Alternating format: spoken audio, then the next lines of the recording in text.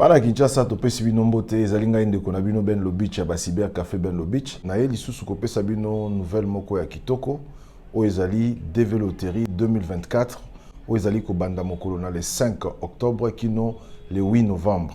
Bino bandeko nyonso oyo bolemba ki pona kobeta Déveloterie po batia ki makambo ya passeport ba longoli passeport na Déveloterie ezali sango ya malamu pe ya kitoko pona biso bo sensibiliser bandeko na bino nyonso bino pe bandeko bozali na poto oyo bozali na posete bandeko na bino babeta Déveloterie et komi sans passeport botindela bango makoki baya kobeta na ba cyber café na biso ba bureau na biso efungwami na Katanga ba bureau na biso efungwami na Kolwezi na Lubumbashi bandeko ya Mbujimai pe tosi to fongoli kuna na Hôtel Métropole Mbujimai boya ebele peto ebisaki na bino ete lokola balongoli passeport bobeta ebele oya kozanga makoki to ko accompagner na ba démarche pe na kosombela e billet pour na prise en charge to pesi bino merci peto tombeli bonne chance na bandeko nyonso o ba konsala Ben Lobich confiance pour que makambo na yo ya voyage et kende liboso okota na mboka ya oncle Sam balao ya sika oyo balongoli passeport na Déveloterie to pesi bino mbote bonne chance à tous.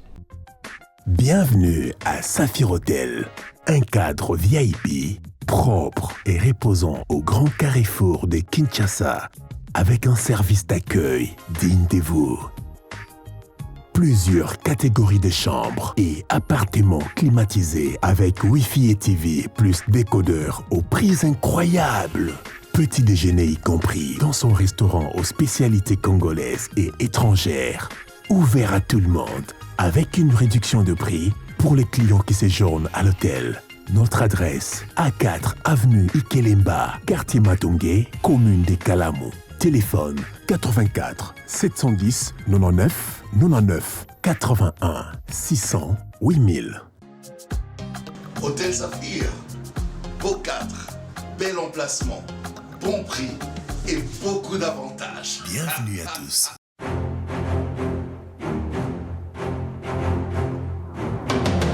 Question de vous inquiéter pour poursuivre vos études à l'étranger. Agence Tout Travaux Multiservices met à votre disposition de bourses d'études pour la Chine. Jusqu'à 75% de soutien à seulement $1 750. Pas de frais d'ouverture de dossier. La paye s'effectue une fois obtenu son visa. Nous sommes toujours en pleine promotion à Bissau. Donc, promotion à Bissau, ils ont continué. Pour un visa d'études, il y a Chypre. Donc, et la bourse. La fois passée, par témoignage des alliés, dans 1750 paiements après obtention de visa. Durée 3 à 5 jours. Na rappelé paiement et au salaire kaka ceux qui visaient bimi donc bano bazi diplôme sika boya belé promotion ils ont continué moi au mobimba tozo continuer na bino promotion ceux qui va résultat bino bimi boya kotika ebele na bato bazo ba diplôme na bango kala ils ont qui peut acheter avec des avantages tels que un mois de logement gratuit, une carte de résident permanent, un permis de travail.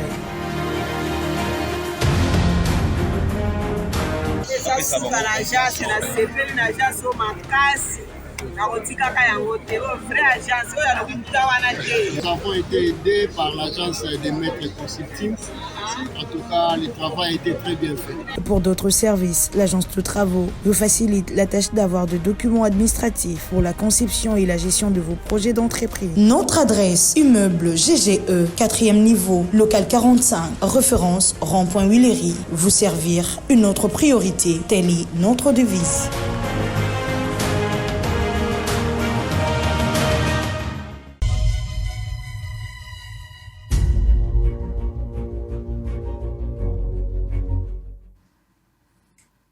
Voilà, merci beaucoup. Tokomi Siko, na deuxième partie na biso émission, comme je l'ai dit, na début à première partie, que cette fois-ci nous recevons des personnalités Katia République démocratique du Congo, bandeko balandi to ali na acteur politique mi balé na Katia plateau na biso lelo, to sola na bango penza ma ebele matali République démocratique du Congo parce que ba yi penza o babengaka bayo batali mibeko. Ya liboso to ali na mwana mboka Socrate Kasongo azali avocat au barreau de Matete, mwana mboka Socrate Kasongo, moto ya mibeko, boye imalam na kati ya bosolo na politique. Merci beaucoup maman Mamelo. Merci ndenge obengi sibisoto. Tozongela susuma bizele biso ya kalako lobelaka peuple. Oyo bazango pour ça à travers ba petits écrans. Voilà. Merci beaucoup, mon Mboka Socrate. Nous avons Maître Joseph Kajingulu. Joseph Kajingulu ali moko ya ba au cadre na kati ya parti Action Commune pour la République. Joseph Kajingulu, boye imalam na kati ya Bosolo. Merci Mamelo Matondo pour la invitation. Et na pesimbote Kulutu Socrate nazana esengwebile kokutana na plateau. C'est parmi ba précédents autoto sakamingi na musala na biso et puis na pesi capable président Élisée Ntambo Mbote Sikakutani na pesi pe capable deuxième vice-président Okika Longi place Ayali na Lubumbashi pe na bakisi vie nanga lo Mombendi amu konzi ya changu nazo bele la vie na ebili sungi na zo sunga société andirena mais aya akota na sœur vie lomo bendi place azala zola nangai mokonzi ya changu akota na boîte oyo fongwami pour to la politique autrement parce que biso na sœur tolobi faire la politique autrement, le pouvoir de l'amour et non l'amour du pouvoir. Voilà, merci beaucoup Joseph Kajingulu, merci aussi à notre chers téléspectateurs de partout où vous êtes. Nous vous disons merci pour l'attention que vous accordez à cette grande émission, cette mission. Il y a audience au Penza Makasi, voilà moto akobo ya ngote parce que ici c'est la vérité, rien que la vérité. Vous êtes partout. O bozai kolanda biso na bamboka ya bapaya bisiko bozwami bandeko to komona bandeko baina ngambo ya France. Nous vous disons merci bandeko bali na Belgique, boali na Allemagne, boali na Suisse, boali na Italie, boali na Grande-Bretagne, bisiko bozwami na Hollande. Nous vous disons merci beaucoup na ndenge bokolanda biso bandeko bozwami na Canada, to singi na bino. Merci beaucoup. Pe bino baye bozwami na États-Unis na komona toute une famille na Dallas esika bozwami, je vous dis merci beaucoup na ndenge bokolanda biso na kati ya Bosolo na politique officielle. Mwana mboka Socrate oyi moko ya bato batali mibeko na kati ya mboka na biso, s'il faut dire au fait l'honneur pour l'instant ya République démocratique du Congo biso banso totalaki na ba etandoeke lolenge conseiller ya chef de l'État mwana mboka Vidi Echimanga azwa maki par rapport ya ba image ou défilé qui sur la toile motonio so mona ki on a kati ya ba réseaux sociaux ba image sur Vidi Echimanga lolenga ko solola na ba partenaire wana pour des négociations pour la République démocratique du Congo. Mais après et makelele moi minge Vidi Echimanga map o binomo bo ebinde bo benge la rango ba mapeye akeyo esiko afala akende pe akomi balamo na kati ya prison centrale ya Makala mikolo umélité leki mo mikolo mingi te 6 jours juste après 6 jours Vidi Echimanga azui liberté provisoire yo ali moto ya mibeko na kati ya République. La question est ko vanda mingi na kati ya mitu ya population congolaise abi oh yango likambo nini prison yango. Et comme moi ici quand bato bako beta tour abeti moi tour abimi to ebaki prison boité pour y ali moto fois vanda penza a subir oyo ya sali mais lelo komi kaka moi tour soki ba yebaki boy fallait pas ba kotisa na kati soki ba yebaki dossier wana yaki nango e ali ba image moko yali image ya mboka na biso te yali ya mipikili ya bapaya pona nini bakenda kiti na niveau wana ko komati nini convaincre procureur général pour qu'il a libéré. Bon Mamelo nako senga yo botondi mingi okopesa yo botondi s'il faut dire ainsi na likambo tali monsieur Vidi Echimanga il y a beaucoup de questions oyo photo kato mituna ba audio ou ba vidéo oyo circulé autour ya ba négociation à quoi ces négociations avaient abouti. Donc je n'ai pas d'éléments assez suffisants relativement à aboutissement, il y a des négociations au badi kosala qui na ba réseaux sociaux. Et s'ils acquis seulement des négociations, il faudrait également qu'on t'a na bateau ba s'imprégner pour ba instruire dossier wana. Qu'est-ce que finalement et soukaki boni na ba négociation wana pour que ba incriminer caractère ya consultation ba ça qui wana. Et puis ça là que mon tonango Vidi azala benga la justice pour la basambisa.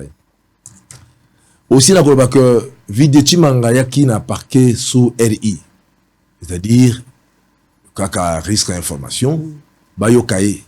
Mais, et puis ça va payer ça la magistrat que même si on est sur RI, ce qui va s'ambitieux, qui va faire s'établir, va transformer comme RMP, puis va tirer monter na boloko. Mais, tant que va tirer na boloko, la détention préventive, parce que ma paquet, si ma micolote koyoka que abimi nae, au motif que ba fait aux qui reproché salamaki namboka bapaya. Alors, les grandes questions qui doivent être invitées, évoquées et invoquées à ce stade, c'est-à-dire est-ce que loi congolaise est coquille causala applicable, peu compétente à juger, bafoué et salami en dehors du territoire naï. Au moins qui bat tweet et bélibi makiawa, beaucoup de juristes s'empoigner quant à ceux, et les uns ont estimé que pour autant que les faits salamaki en dehors du Congo, Congo est allé compétenté. Mais il faut tout nuancer. Le Congo, est-ce que, d'abord, le Congo est régi par quel système doctrinal? Parce qu'il y a 3 systèmes doctrinaux. Tous en a d'abord territorialité, tous en 2 na personnalité et cause à l'active ou passive, et puis troisièmement, tous en a universalité de punir. Donc le ius depréhensionis, n'est pas bien en latin. Mais, professeur et belé, doctrinaire, notamment, Émile Lamy, on va estimer que le Congo est régi par le principe de territorialité. De sorte que le Congo n'est compétent, ou la loi congolaise n'est compétente que sur des faits où ça met le territoire. Mais certains, d'autres par ailleurs, notamment le professeur Kalombo Mbanga, c'est le père du droit pénal congolais. On a dit Tatana Banyabirung, ou Azamboboti Nabisonius. Donc Tatana Bang, Tatana Ye Kalombo Mbanga, et puis Émile Lamy, Bayingarae, et puis Bisoto Kobota Manasima, comme Bana Nabirung. Donc, na école Nyabirung oyo yemo Nyabirung aza membre et ils ont considéré que Congo est régi par le principe de système doctrinal, il y a territorialité. Donc le Congo est compétent na fait au salami kaka na Congo et non ba fait autre au salami en dehors du Congo. Mais il faut tout nuancer également pour dire que il ne suffit pas que tous les éléments osent constituer infraction sur le sol congolais. Et ça, entièrement, awa. Il suffirait seulement qu'un seul élément constitutif, il y a infraction reprochée, et ça, awa, sur le sol congolais, pour que la loi congolaise soit compétente. Mais tout ça, la nuance, il y a que, dans le système, il y a doctrinal, il y a personnalité passive et active.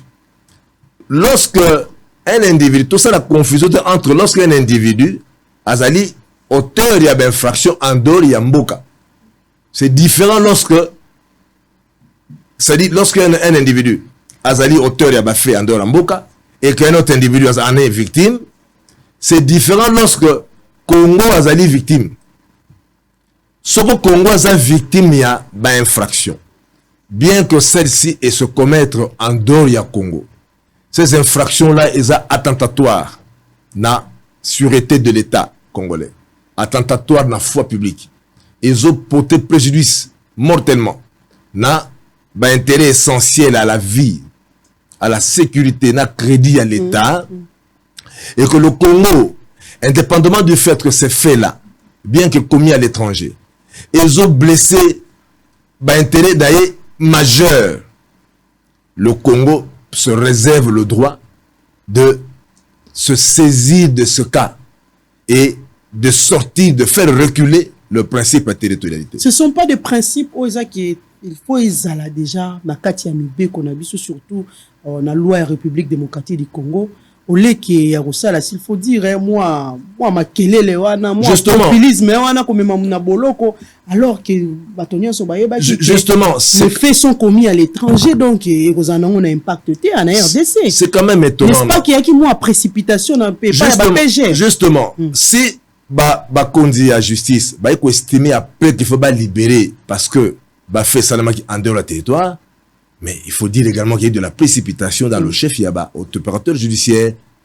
Au moment où que l'école Nyabirungu, comme le père actuel de la droit pénal, Yambo Kanabiso, l'école dont lui-même fait partie et à laquelle il appartient, comme membre, voudrait que lorsque le Congo, lorsque l'État est victime, tout comme la notion de principe, il y a personnalité passive. Ce qui te comme la personnalité passive, le Congo, indépendamment, il y a que fait ça en dehors. Lorsque c'est l'État qui est victime, donc tu vois que fait sur les attentatoires, la sûreté de l'État, foi publique, et porter atteinte à intérêt essentiel, majeur à la vie, à la sécurité, à la crédit à l'État, l'État se réserve le droit d'être compétent en vertu à principe dit principe de réalité. Je reprends. Le principe de réalité est un principe qui s'assimile ou s'assimile un peu dans le système doctrinal. Il y a personnalité passive. Lorsque l'État est victime, indépendamment de la fait, parce que l'État ne peut pas laisser le soin. L'État estime que c'est le seul qui a le pouvoir, c'est la fougue et l'argne. Il y a qu'on reprocher fait dont il serait victime. C'est lui qui sait quand même un mécanisme par lequel il peut assurer la protection d'intérêt naïe. Également, c'est lui qui a la mesure, il y a ma tête dont il peut être l'objet par l'infraction commise à l'étranger. Donc je voudrais préciser ici que le principe de territorialité, lorsque vous lisez même la loi, l'article 3, il y a code pénal à Bissau, je crois, alinéa 1, 2, 3, 4, vous allez voir que on rend aussi le Congo compétent, ou la loi congolaise compétente, des infractions commises à l'étranger. Lorsque ces infractions-là blessent la sécurité de l'État, la foi publique et également la sûreté. Donc, la loi Nabiso, Ezali, article 3 du code pénal, alinéa 1, 2, 3, 4, Tina 5. Lorsqu'on a le temps de lire, je crois qu'on lira, mais on a ces points de besoin qu'on se mette à côté pour le moment. Donc, Ezali Bongo. Alors, que parce que, maman Mamelo, est-ce que ceux qui allemands, en tout ça, là, franc-congolais, na Belgique, Bakangi, ceux qui na Belgique, bazana ben fraction et kanaka moto à sali, mongo, ou et alors, y'a banque, mais il y a que le Congo, les franc-congolais, a été salé na Belgique et pas allemand, le Congo, azana droit, azana na compétence, il y a que kangaye, même qu'on ne connaît pas de défaut qu'on suivre. Même si Belgique est kangaye, et Sambissier, et Tiena Boloko na Belgique, assisi pe Boloko, abimi, surtout Zuya Watana Lingwala, to kangaye, principe à réalité. C'est ça le principe. Donc, indépendamment de tout ce qui peut arriver, le principe est non bis in idem, c'est-à-dire, on ne peut pas faire deux fois la même chose, et c'est applicable lorsque, par exemple, l'intérêt essentiel majeur, il doit peut-être de la souveraineté à l'État, notamment fonds et monnayage, c'est plus exemple, mon toit, c'est la franc-congolais, la Belgique, mais allemand, ce qui a été la Belgique, l'État congolais a causé même à outre babolo qu'on a la Belgique 5 ans après, voilà, merci beaucoup, voilà. Merci beaucoup, maître Socrate.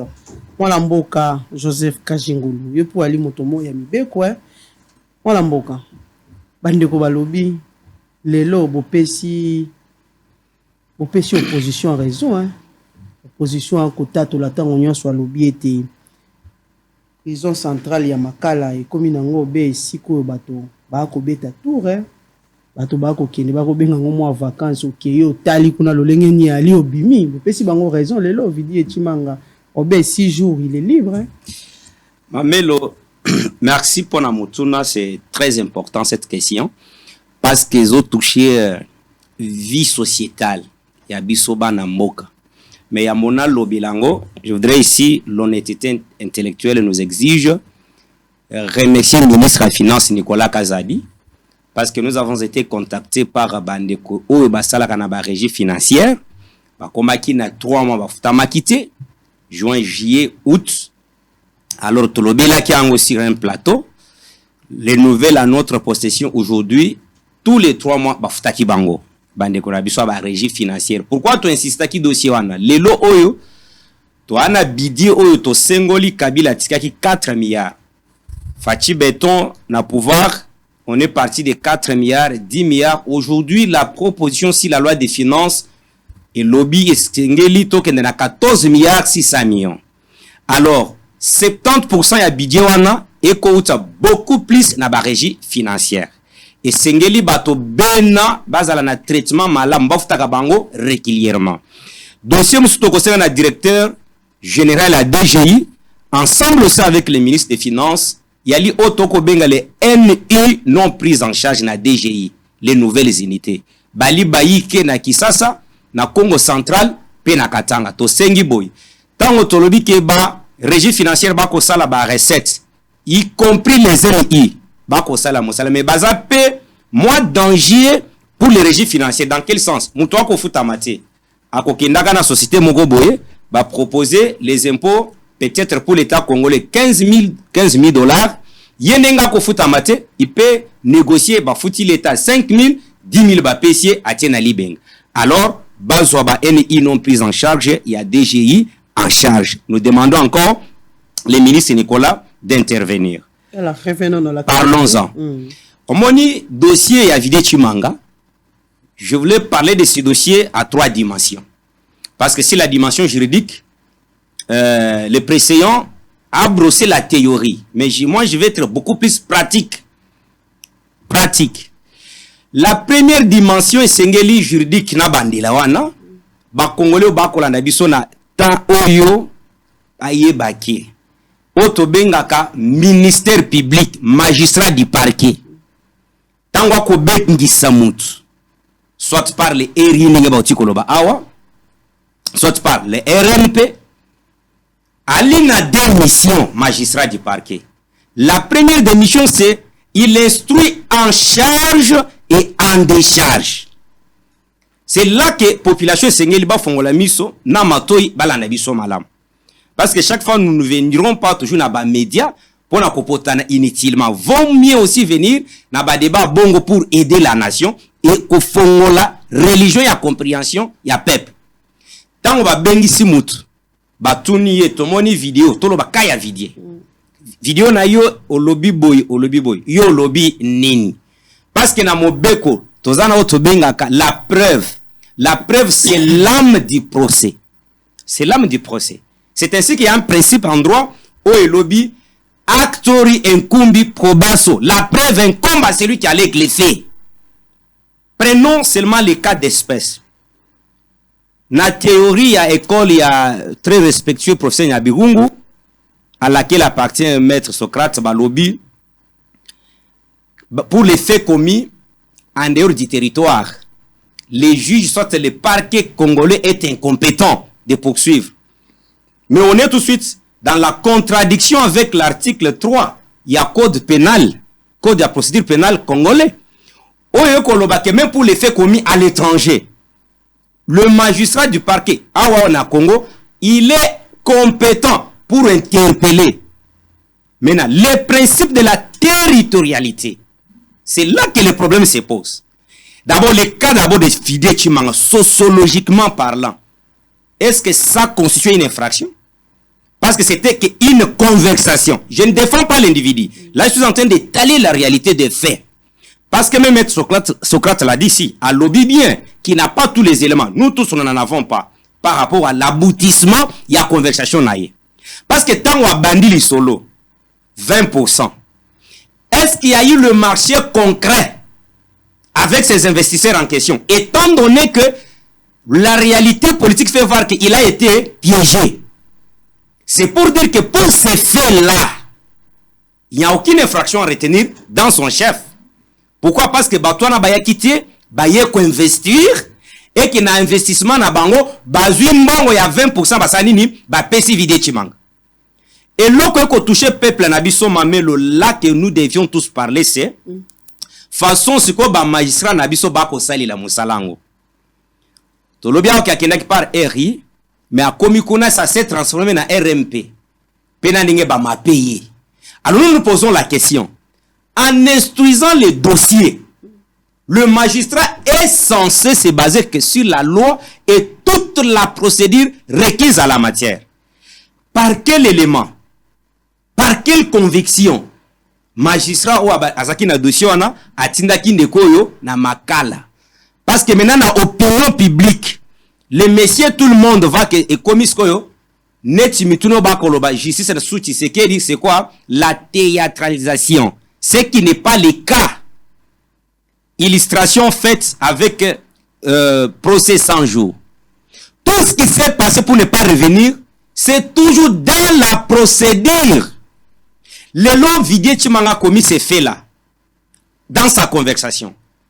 Et nous devons tous savoir qu'une infraction a 3 éléments constitutifs pour que ça soit établi que voilà Moutou a Salimbeba et Sengeliba élément Misato Ezala, l'élément légal, matériel et intentionnel.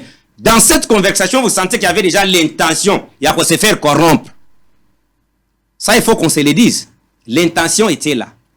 Maintenant, l'élément légal aussi, il faut qu'il y ait une disposition légale qui est violée et que ces faits-là soient prévus et périssables par notre loi. Maintenant, l'élément matériel, est-ce qu'il en a touché Bambongon Azoyango Boyeke, Atiango na ba compte na ye? Non. Non, ça c'est. Donc, oui, dans le sens que, est-ce que va investir en Gobaye, est-ce que va société na Congo? Société na Congo, là, je suis sur l'aspect juridique pour dire que jusque-là, infraction Ezalaka établie dans son chef T. Parce que, bah, pesa qui est dans le monde, à côté. Mais, politiquement, nous devons nous poser une question. Parce que, Félix Tshisekedi, président de la République, tant qu'on a pouvoir, a établi notre état de droit. État de droit comme soubassement, l'application de la loi à l'écart de tout le monde d'une manière légale et équitable. Et puis, les théoriciens disent que une loi est une loi lorsqu'elle est assortie d'une sanction. Mobeko yali mobeko tango ko pesa batu etumo. So ki mobeko kate susu mutu etumo te et yali na tina kozalate. Les lois étant donné que nous avons avec le régime Tshisekedi te rendre sanction effective. Dans quel sens? Tout celui qui est soupçonné, il est interpellé. C'est déjà un bon départ. Mais là, les conseils qu'on peut donner à nos magistrats, et bien maintenant, dans la société, nous devons s'amuser ce qu'on a peuple. La population se rend compte que bakomi kaka, bakangi bango, batiki bango. Parce que la population ne maîtrise pas biloko nyon surtout que le maître Socrate il y a procédure, territorialité, patati patata. La population n'est pas là dedans. Population veut savoir OK bakanga qui est, voilà. Et puis c'est là que nous condamnons même la communication et le gouvernement, voire même la présidence de la République. Libérer pour nini. Libérer pour nini, vous devez justifier au peuple. Il faut dire à la population voilà. Binonyo subomonaki vidéo et bimaki, mais tant que mituna, la réalité c'est que Batuango baye ko investir si le plan politique il a été piégé, mais infraction lingaki ezala soko Batuana baye ba investir pe ba pesi mbongo atiena li bonga. Là on aurait constitué tous les éléments constitutifs d'une infraction. À le voir aussi à qui sur naïe. Moi c'est pour dire oyebi pourquoi Azakisir pour naïe pour nanine. Il était cool à se rendre naïe. Le problème Mamelo, le problème c'est que dans sa conversation, ce qui Batuana baya que ba investir sa kamongwana, il allait toucher ses 20%.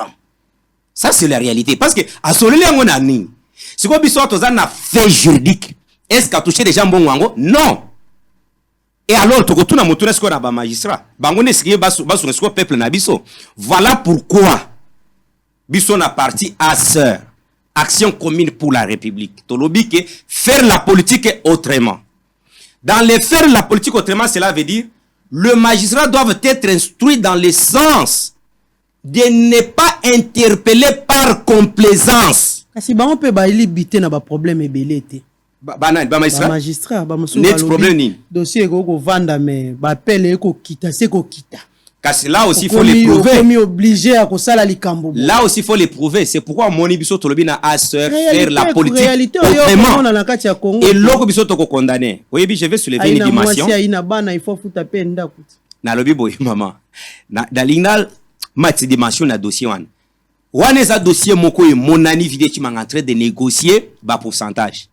Maintenant, est-ce que depuis qu'il a la présidence, boni a ba investisseur ba sibaye na nzela na ye a-t-il gagné combien?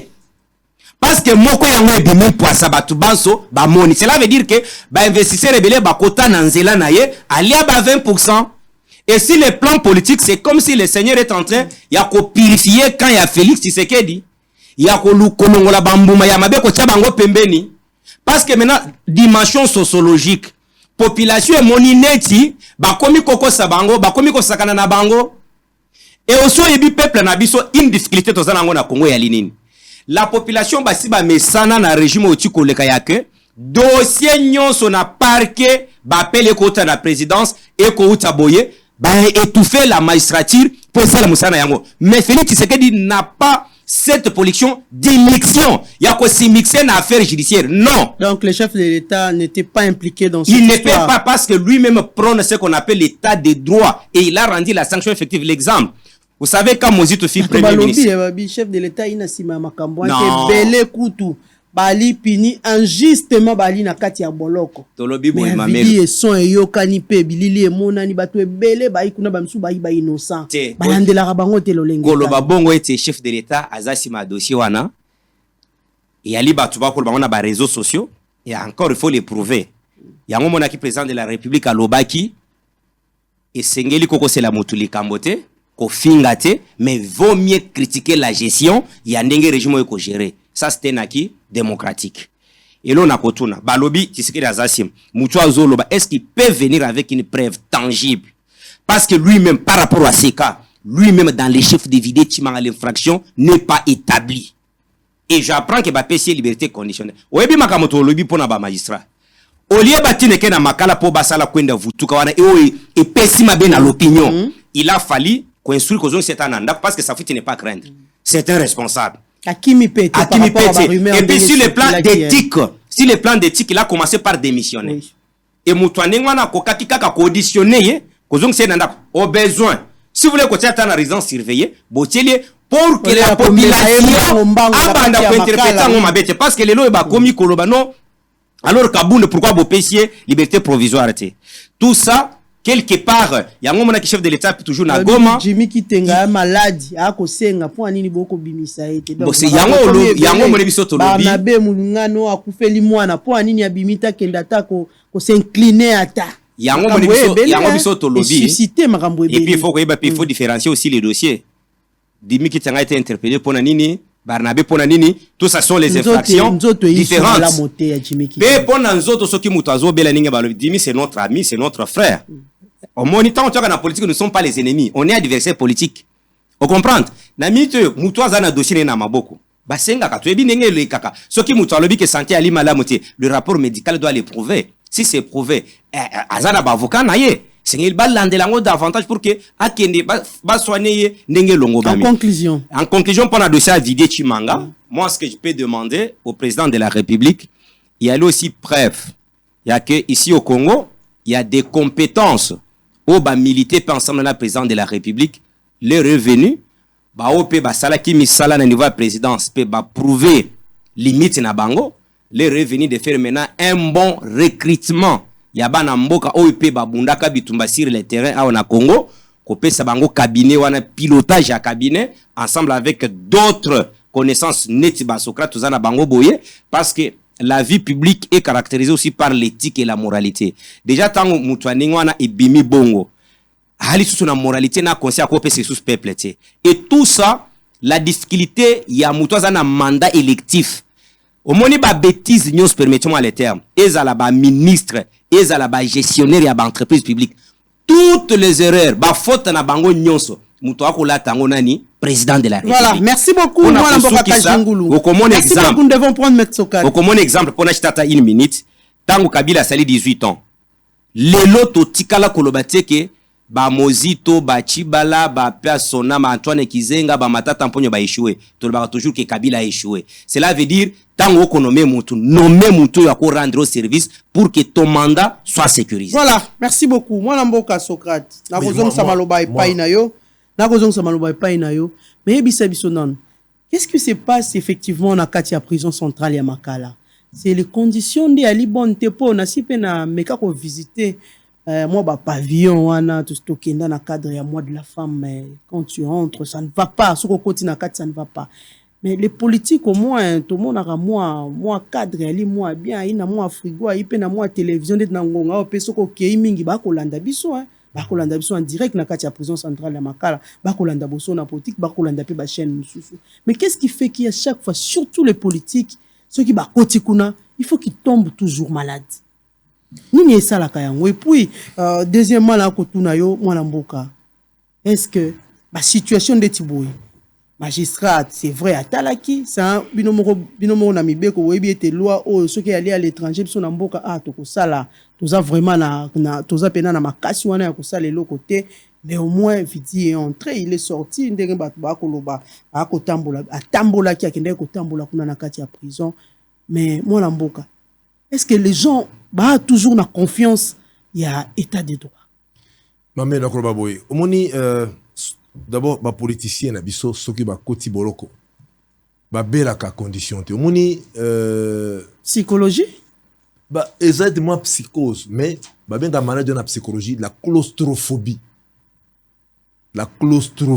ça dit CLAU ezali maladie enfermement so ba kangelo na moi ventilateur moi mbeto claustrophobie moi frigo ya liwana biloko pe mama akoya nango ezana niveau psychologique omoni liberté soki katani moto azana makoki ya kosala folie na liberté soki bo empêcher liberté a développer ka claustrophobie c'est-à-dire azoka haine et enfermement à travers 4 murs donc ezaka maladie ezako banga soko bimisi abiki ezako mobali azampiaka bana bazali mwasi azali mobali azoka maladie moko boye bako pe kotala ngono peut-être pe bimisi pe ba signe clinique mais soki ba futi ekimi donc maladie ampiaka maladie pe à 4 murs ozana mbongo ya kolala na boîte pendant 5 ans mais ba pekisio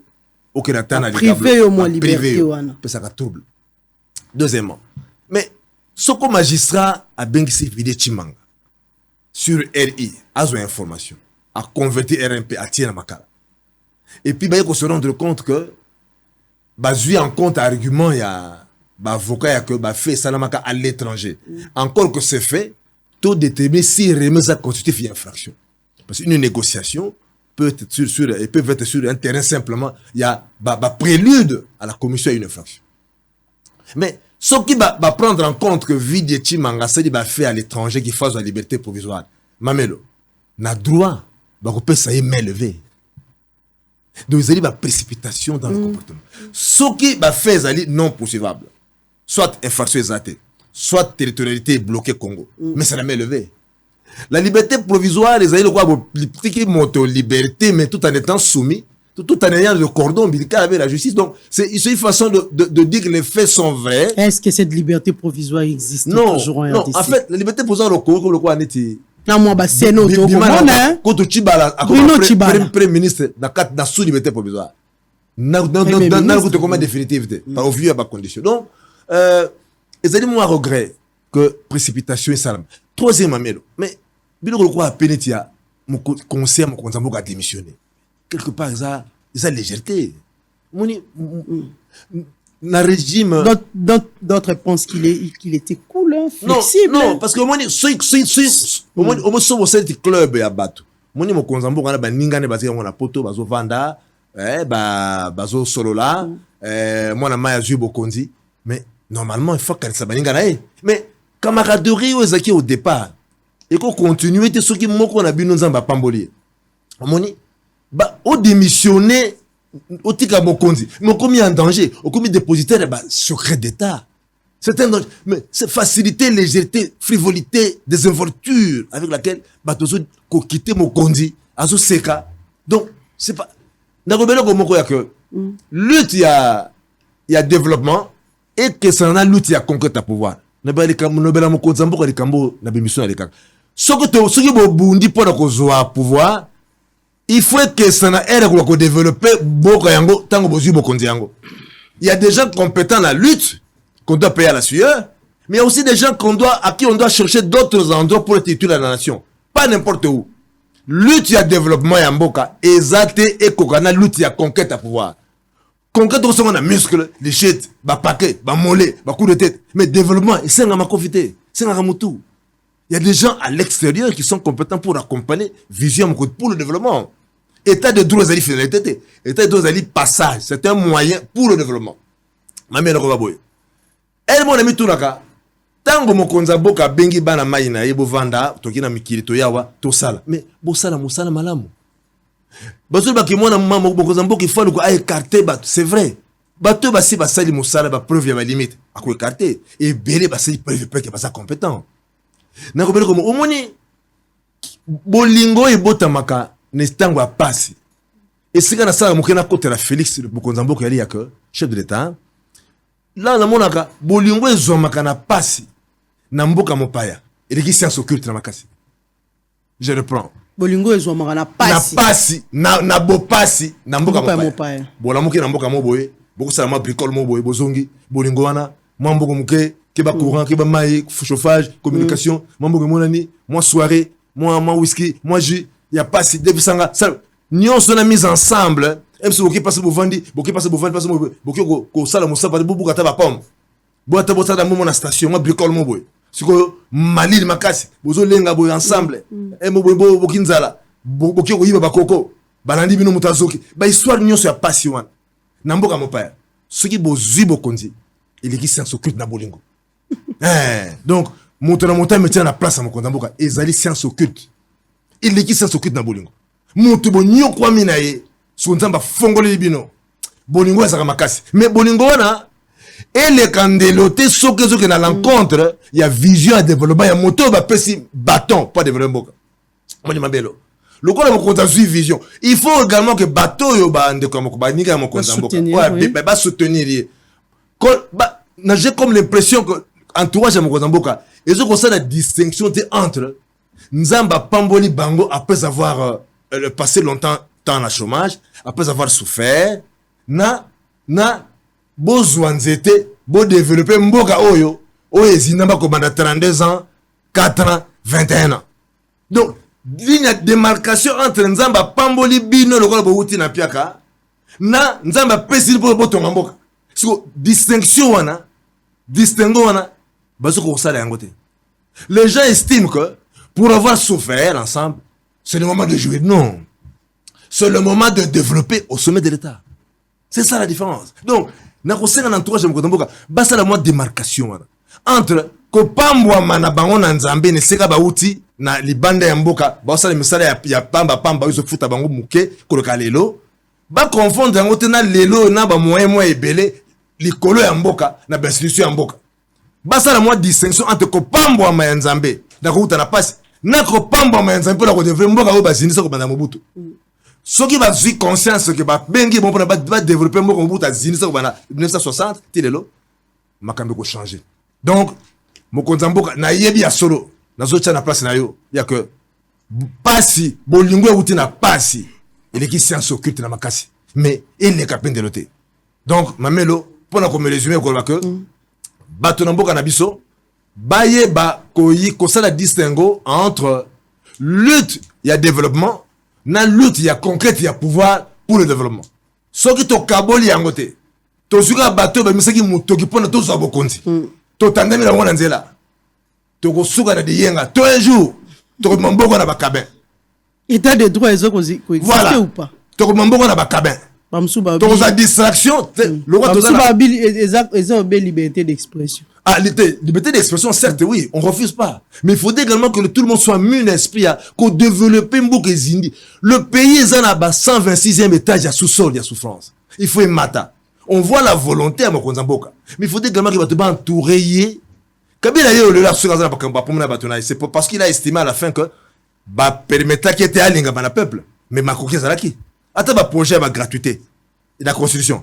Bah c'est na makasa mutu mais beaucoup bananenge nini.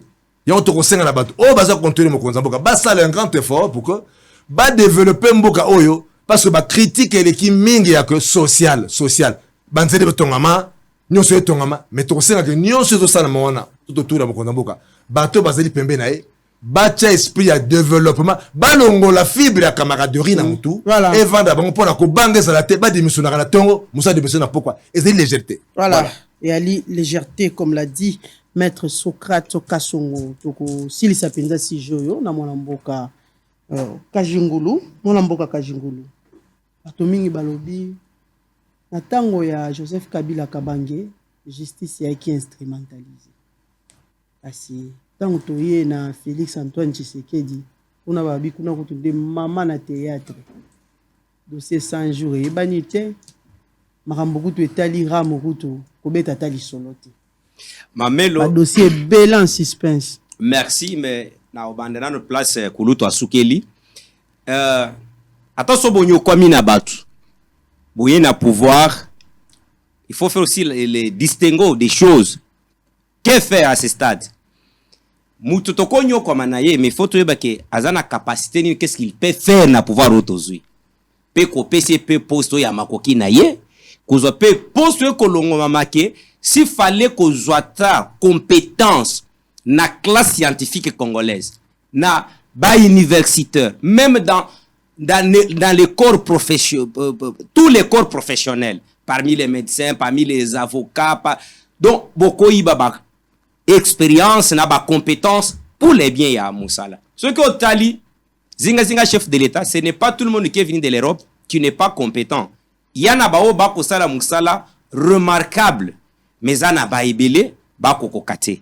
Mais pour na kozwa na mutuno ya yo, Mamelo, c'est simple. À l'époque à Kabila, c'est facile à démontrer. La plus grande des choses na otiko lobango ao. La loi est une loi lorsqu'elle est assortie d'une sanction. Joseph Kabila a géré le pouvoir pendant 18 ans. Toti Kala Koyokata et aucun autre responsable, même reproché même au niveau de l'OPJ, de la police. Non. À combien plus forte raison, un magistrat n'avait même pas le temps. Il y a qu'à interpeller, Batouana Kikokamba. Voilà l'immoralité politique, Batouana Kabila, Bakotsaki na gestion, il y a res publica. C'est quoi? À l'époque de Joseph Kabila, nous avions vu PPRD DGDA, PPRD DGRAD, PPRD OCC, PPRD ONATRA. Et cette histoire est côté de Batounanin, n'a détournement sans merci. Pourquoi? Parce que vous avez PPRD na 4 entreprises songolo flani, ata bato yo badza chargé na ba audit bako simba kunati. Et puis gestion ya Joseph Kabila à tous les niveaux bango mokonde mutu ba neutralisa système ya sanction. Mozito Adolphe comme son premier ministre, qu'est-ce qu'a-t-il fait à l'époque? A qui a eu décret moko et neutraliser l'IGF. Et lobby que ba inspecteur ya IGF bako kende ko inspecter ba entreprise publique de son côté les entreprises fait appel à l'inspection générale des finances boya ko contrôler bis. Est-ce que zalak? Et quand Matate est venu net successeur à Mozito a continué na même décret. Mais ce décret a été aboli plutôt par Ilung Kamba suite à demande du président de la République.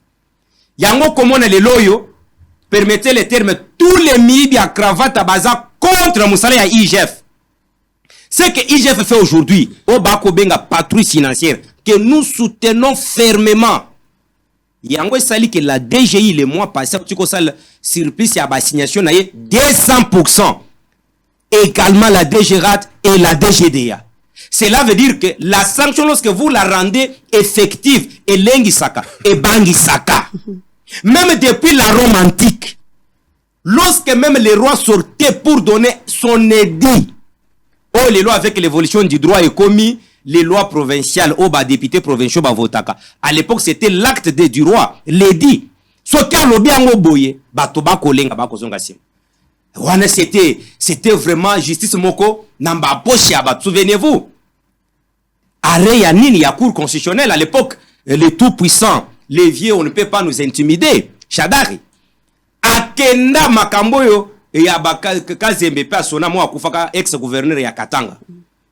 Shadari a télémé la cour constitutionnelle que ba ko appliquer ba arena. Or biso soyebi que les arrêts rendus par la cour constitutionnelle et ça la ka débat moko te. Mais les loyo soki ba lobby que et ali théâtrisation et ali ndenge na otiko élucider yango awa. Ce n'est pas le régime qui rend ça. C'est ce secteur-là du pouvoir, le pouvoir judiciaire. Na précipitation, na ba erreur. Dossier oyo net ya vidé chimanga. Tango mutoyer yo bengisake par RI, réquisition d'informations, et commis RMP, mandat d'arrêt provisoire. Vous voyez comment il a transformé ça sur place. Maintenant, à un bon magistrat, nous sous-attendons que quand il a transformé RI en RP, cela veut dire qu'il est tombé sur certains éléments. Oyo et allait vraiment prouver les indices sérieux de culpabilité dans le chef de Vidé Chimanga. C'est ça. Les juristes souples vous diront ça. Mais, Yakokamwa, et yali que otinde na makala tango transformé pe abimi. Et donc cela veut dire le travail n'était pas bien fait. C'est là que vous trouvez que avec le régime Félix Tshisekedi et Bissopena parti to yenango à faire la politique autrement, les gens nous comprennent très mal. Bato balingi que parce que nous soutenons la vision du chef de l'État, au yibimbongo to betilo maboko. Au salimbeba non non. Nous ASR ce n'est pas comme ça. Lorsque nous disons que je suis capable, cela veut dire capable de te dire la vérité en face en te regardant. Tu veux me donner ton franc, tu me donnes. Tu ne veux pas, mais pour l'intérêt de la République, je te dis en te regardant. Aujourd'hui, prenons seulement notre fameuse union sacrée. La vision chère du président de la République. À 70%, elle est composée na Baïbaouti, na Kabila, Kouéchoué, na Kabila. Moi, je l'ai toujours dit. Comment voulez-vous Moutoyo avec Kabila à Kakemi? Parce que nous avons dit que Kabila a échoué pendant 18 ans. Kabila n'a pas échoué seul. Il a échoué avec les Bati Lukwebo, il a échoué avec les Bati Lukwebo, les Mbonso, les Samalokonde, parce que tous ils étaient là-bas. Il a échoué avec les Mende au Malanga, Bango, Banso na Bazasko Lelo, na Union Sacrée. Moi, je me pose la question.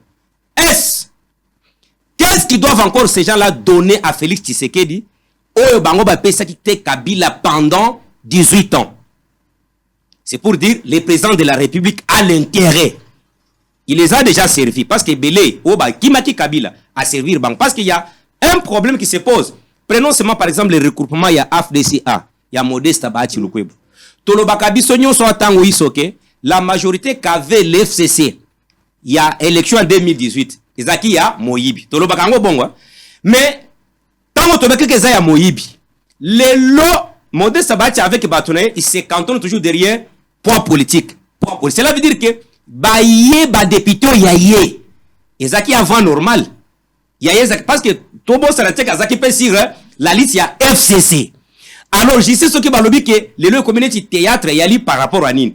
Ba erreur. Il y a bande comme Soussona. Mais retenons qu'au sein de ces corps, il y a les hommes magistrats très sérieux, très compétents, Otoyebi. Commençant par le parquet général près la cour de cassation. Jusqu'au parquet de la République, près les tribunaux de grande instance. Nous connaissons les magistrats qui sont sérieux. Parce que n'oubliez pas que le chef de l'État, il avait déploré que na nomaki ba cause à la tête, il y a structure, il y a justice, en espérant qu'ils peuvent améliorer. Mais c'était rendu compte à l'époque qu'il y avait des petits problèmes. Voilà. Merci beaucoup. Dans secteur, il y a donc, on paie ça par magistrat conseil. Nous sommes dans un régime où il y aura des sanctions effectives. Je lance l'appel na conseil supérieur de la magistrature et président de la République. On est en train de recruter d'ici le 9 octobre les concours pour recruter 3000 magistrats. Toko Sengaboy. Pour rationaliser la chose publique au Congo et contraindre les détourneurs. Ba maïstra wana to formé na bango oyo proposition à professeur Luzolo Bambi que je salue en passant otoko benga les parquets financiers pour que ces parquets puissent traquer les détourneurs. Voilà, merci beaucoup. Et les 3000 magistrats seront les symboles.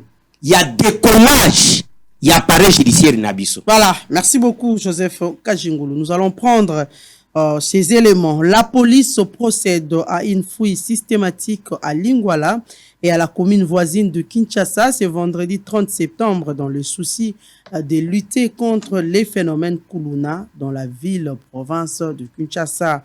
Et un autre élément, la patronne de la société Andirena, Angèle Mbouyi, fustige les nombreuses taxes et demande au gouvernement congolais d'aider certains investisseurs congolais en exonérant leurs marchandises pour le bien-être de la population congolaise. Régie.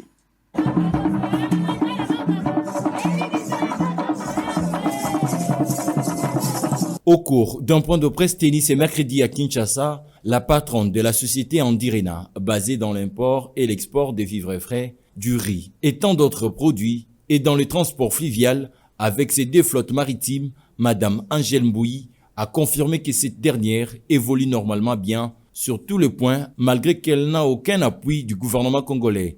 Angèle Mbouyi dénonce le fait que le ministère de l'économie ait dépensé l'année dernière une somme d'argent colossale pour importer les chinchards, alors que s'ils avaient été consultés en Direna, on n'allait plus constater ce genre de famine dans le pays du fait Etienne Tshisekedi.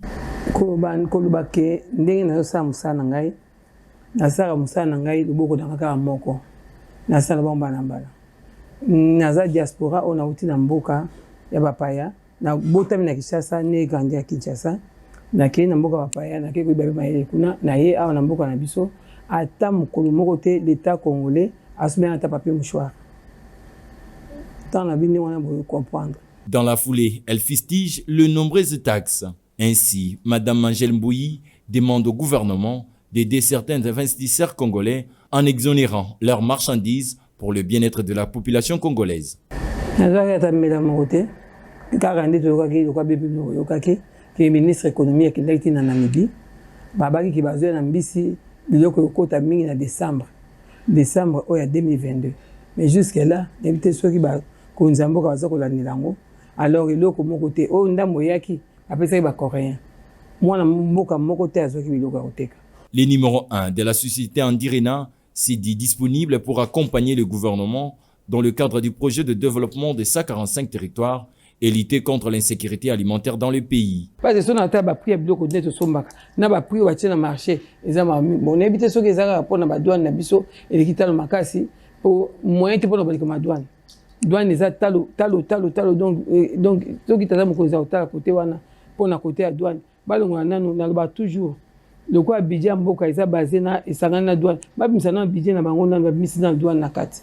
Au moins ndenge za aussi na Kinshasa. Signalons que la société Andirena reste déterminée à combattre la famine dans le pays et confirme qu'elle est au service du peuple congolais. Voilà, merci beaucoup Précieux Mouyoko pour ces images de la patronne de la société Andirena, Angèle Mbouyi. Au Penza Vandisaki batu ebele tout autour naie pour que ba solo la Penza afin que ba aider ba investisseurs congolais pour na ko exonérer mo etali ba matali marchandises toujours pour le bien-être de la population congolaise. Voilà, moi namboka Socrate Kasongo naie pa inayo. J'espère que mokolo alelo biso ban soto la mugi na tongo surtout ba balanda ki na actualité te ba balanda ki basango te.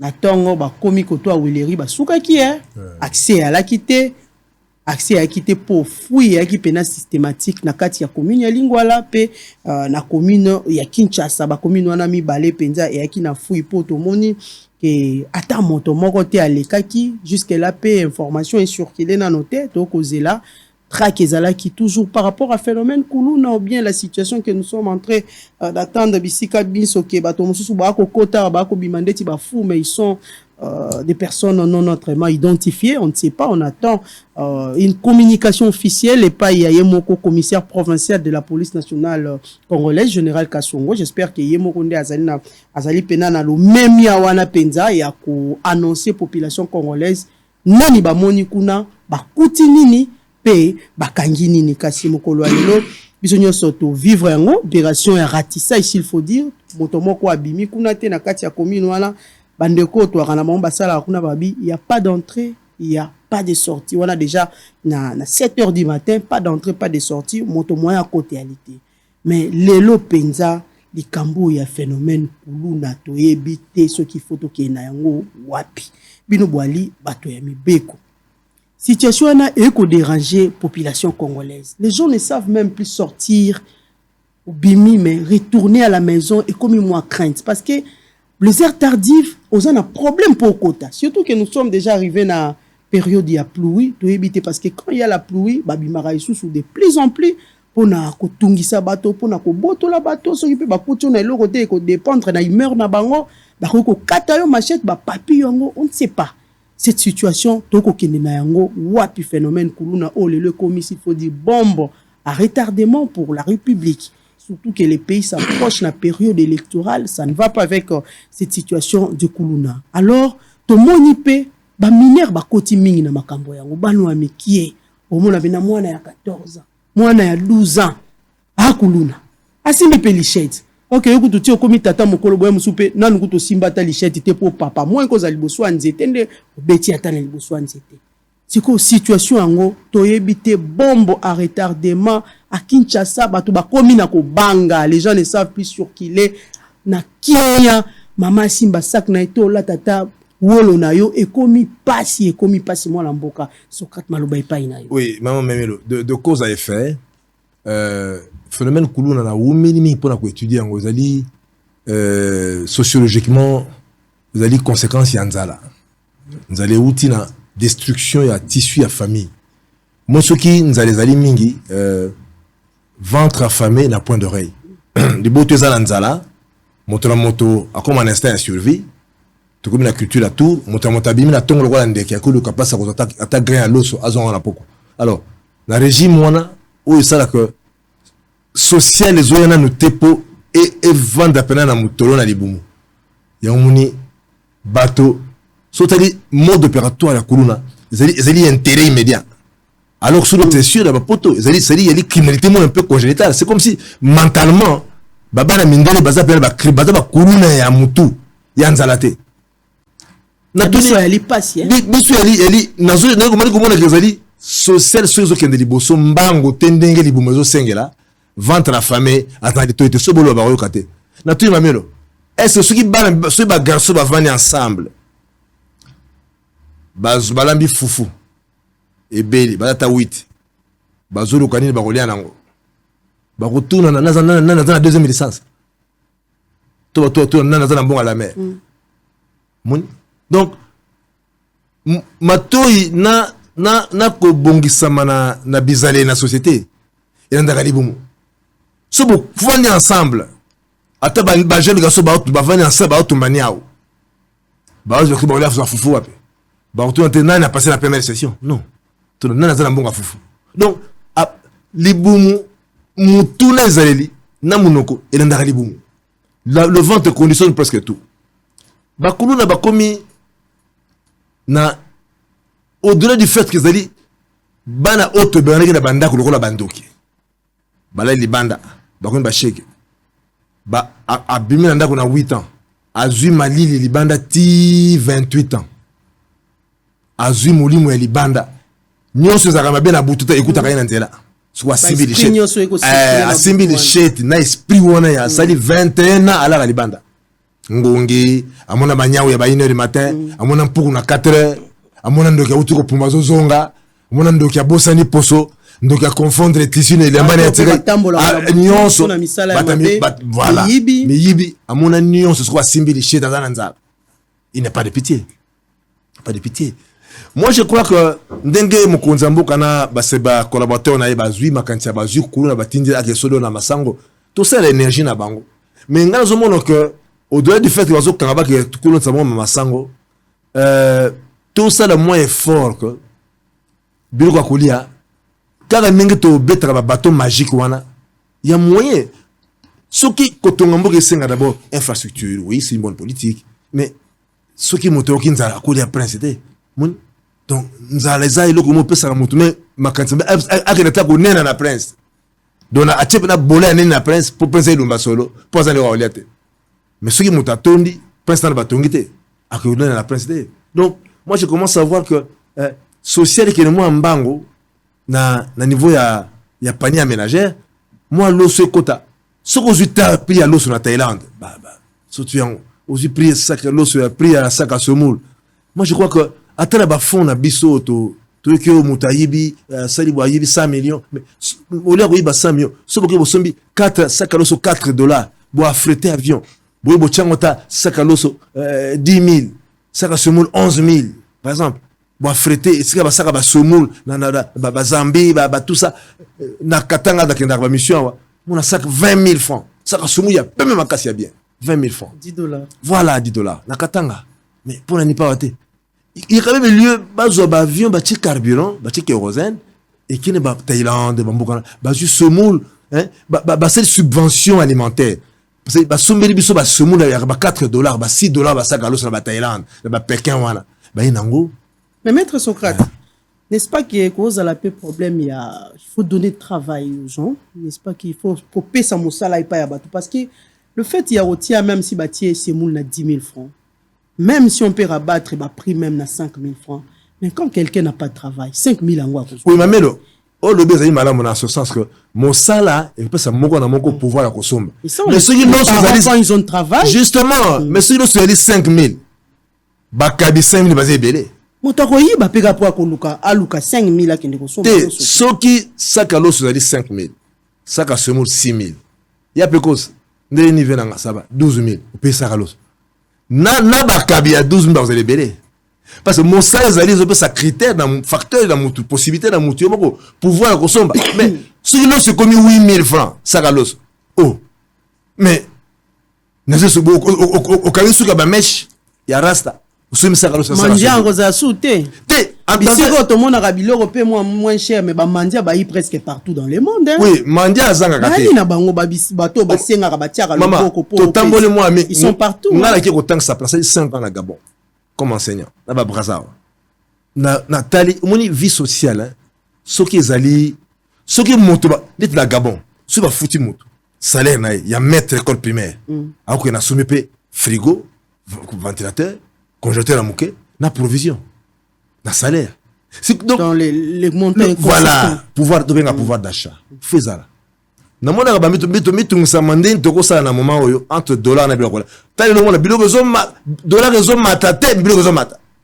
Et donc ça dit 10 dollars et comme tu as valeur à 34 dollars. Mais dollar est matité. C'est parce que pouvoir d'achat est faible. Na kosenga ndenga na économiste te. Ndenga imaginer na boulot yeke na ngai et que so ba saineti bazui ba mbongo ba imposer na banque. Hein, bo boki mo na banque poum. Vous posez toi $. Soto $, de kiti. Mais bon bandali boso na kotika. Bozi biloko za na wenze. Botiki yango. Bo kiti si biloko na kokisa ba douane pour na biloko kolia. Botiki $, ka na 20. Poso mutana $10 à cause na barre de gars. Or so bo kiti $, o combien tu vas non $, comme atana 10 000. Mais so le comme na 10 000. Biloko za na 20 000. Mon que mutu akota na wenze. Parce que ka de matungu na $. Ngala kanda na imagine na économie c'était hein na mona neti surtout to qui na développement poto ça se fait pour peuple na social to tiki dollar na niveau na to qui sera douane to subventionner l'osso parce que quitter là bas port et comme la valeur il y a $10 to tiki dollar wana l'osso ça na $10 aux ana 20 000 on va affronter 2 sacs mais ce que to qui na dollar oh non vraiment dans les ça doit être kiti biloko ezali na kinduki kitakate ngadi bo mwana na mabilo kitite na mulaka mbala boko Tshisekedi ba nommé premier ministre lipa kitakate kitchilosha annonce na 18 à 19h yobo tonobi liko de baka desa na ipto mama mele ngabi biso bato azamani biso batakala tobi yango baka desa et où tu suis na 7 francs tina 1 franc soko biloko ekiti batika $, ba économiste ba ba osani nga na ibite ngalo en tant que juriste batiki $, na 20 ba taika ba douane non so ngai ne futi mingi na douane bo tungsa ngai o mafuta bleba toke esika bazo to faire bango to ba exonération sur ba taxe douanière et kiti wala futa $1000 la futi 400 biloko kiti bo tiki na $, na 10 so mutazu $10 à côté de la malewa dégâts. N'est-ce pas qu'il faut aussi occuper les enfants? Oui. Par exemple, scolarité. Justement, mais école gratuite peut bâtir. Ministre Tony Mwaba. Ministre. Au contraire, le nombre est le nombre est diminué. Ministre Tony Mwaba sous impulsion Mokonzamboka, la Premier ministre, va vendre les gratuités. Maman, plus de 5 millions de balles dans besoin de classe. Atabaliété, mais baké classe. Ce qui est important. Makamonio se mabe le kakasu mutake klasite amoni kolona amoni moyibi batoko yiba manga bakoyiba bakoko oh bakoyiba beta na balance oh battre bazaou azata na kelasi l'avantage sauter ba effet collatéraux il y a gratuité enseignement au ministre Tony Mwaba na premier ministre chef de l'état PC comme Marc Manamutu ils ont si plus de 5 à 6 millions bana nyon se mabe o bana ba monda kana ndako kena classe 5 millions d'habitants. Et comme les cabons amateur ba yezala kité ba 13h donc ba bundaki na tongo bandumba ba soirée na 11h yazate ba to yi ba maki ba kité ba na bude ba bundi ba kité déjà koyoka makama be eza et comme ki mamwa na ti makanisa kulu na pe ekim information na contact na buzoba ezokima mwana parce que mwana ki kelasi on le bezali fondamental parce que gratuité enseignement otoni mwa ba vandisi na premier ministre na sous-inspection chef de l'état et ça dit que bana et belé besoin kelasi ata ba kokoka kotanga te ata to na problème ya ba qualité enseignement parce que to que ça na te à gratuité na qualité enseignement to boité gratuité ça ba to ba belé et ko impacter qualité malembe to ko bungi sa qualité avec toni mwa ba qualité ko vanda. Voilà, merci beaucoup. Voilà, merci beaucoup, Maître Socrate Kassongo. Joseph Kachingolo, la situation de Kuluna fait peur. Bato bakomi ko banga tina journée o ko mona moto ko banga. Kuluna ko kipé sous RT. Documentaire moko ko lekati ya bandeko ya chaîne internationale moko na kati ya commune ya Kitambo ko sala na moi. Mamelo Matondo, yamona lobela dossier ba Kuluna. Nous allons brosser les faits sociétals pour toi aboutir à la solution. Omoni ba otiko passer ba image à madame Angèle Mouika Songo na pesi mbote sika kutani na Belgique parce que zonga kilobi. Omoni mama se plaindre pour la douane. Maître Socrate pe a otiko illustrer ngo na barkima na intervention na. Qu'est-ce qui se passe? Maman Angèle yo na société na Ndirena bazana surgelé. Est-ce que vous pouvez vous poser la question, Ebi, bah, produit à première nécessité, les surgelés plutôt, na Brazzaville, Gabon, Pena, Cameroun, et foutaka douane et kotaka gratuitement. Yango comme on a preuve, kende na ba conteneur rebelle ba ko kitisa na ba dépôt oyo ya ba nini, ya ba chambre froide, ba ebele ko tangola. Ekota Brazzaville pour ne pas connaître moins cher ba fouter la kango douane ti ya ngomoni madame Angèle a ko se plaindre pour la douane ya li moko a na Congo elle l'achète à travers le monde entier place nyonso ba expatrié omoni dossier ba surgelé ne salaki que ministre de l'économie a pas problème et alors il fallait plutôt rappeler parlement na biso ba ko isaki ministre de l'économie pour na dossier 6 millions ya ba chinchar ya Namibie. Toyeba que ministre alobaki na ba défense na ye que ba reconduire commande wana na décembre 2022. Ah, toliaki na ndoto mwana mboka. Ah, yango to lobi. Moi j'interpelle dans quelques mois, le lot dato ko 6 septembre. Ngama na kota maman te. Na lobi décembre donc dans 3 mois to ko kota décembre. Maman eza boyé. Attendons seulement le résultat. Posez les résultats mais moi j'interpelle le parlement. Parlement ba ko ici ministre wana ministre alobaki que la commande a été reconduite jusqu'à décembre 2022 toko interpeller bango toko kende vers la fin de l'année sorti solution à malonga et monanité boyeba que peuple à côté les melabino ba député allons-y kina ko somango na kuluna lelo ba barrière ya ki solution maître alobeli makambo kosomba loso kosomba ba biloko nzala ça c'est clair. Il y a aussi le chômage, c'est parmi les faits peut aboutir na solution pour na pesa na ngape piste de solution omoni les lots toza na deux secteurs oui c'est to tia misolo ebele pour que to maintenir puissance étatique ya mboka na biso secteur à liboso et yali o etali sécurité ya mibale social à peuple nde place omoni je suis en train de proposer cette idée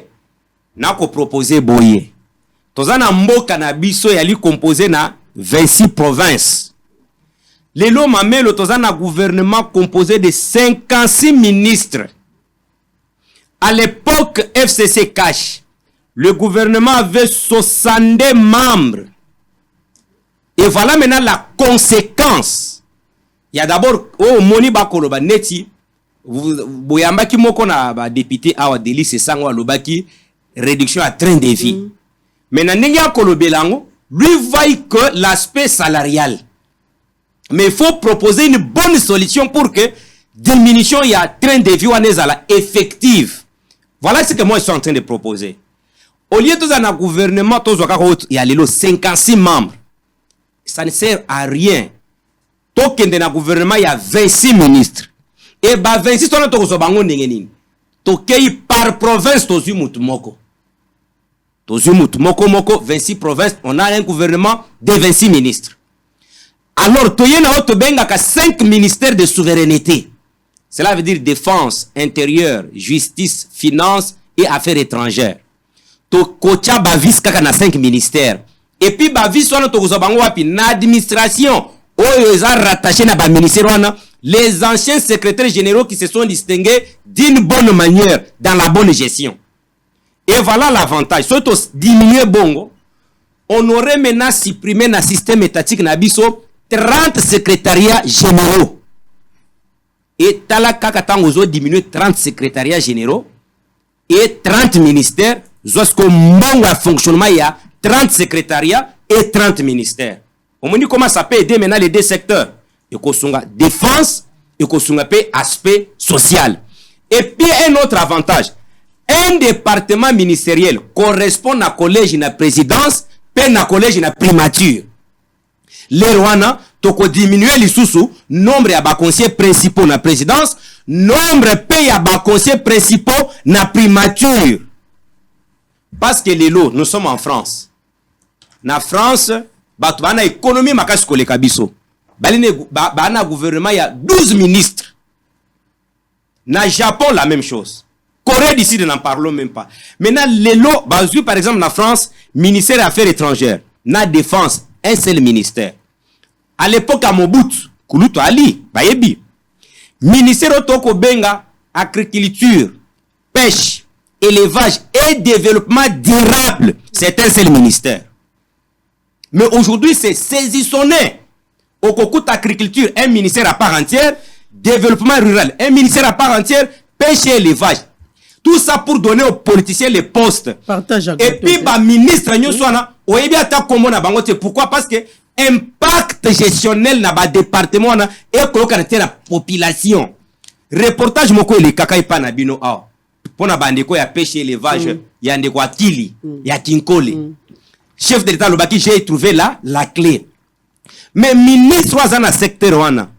Qu'a-t-il fait ensuite pour maintenant que lati sans auto clé au chef de l'État kotaki kuna na kinkole. Tout ça tozui omoni na France okomona balobi ministère ya éducation nationale. Na kati éducation nationale okokuta EPST za na kati enseignement supérieur universitaire. Ça a pris toute l'éducation. Mais chez nous vous avez enseignement supérieur mutwaza kuna EPST Tony Mwaba oko tout soutenir musalaba tukoloba ya 4000 d'enfants, 4 millions d'enfants récupérés. La gratuité nous soutenons. Au moins ça to diminuer le nombre ya ba ministère okomone tie tozo mbongo ebele.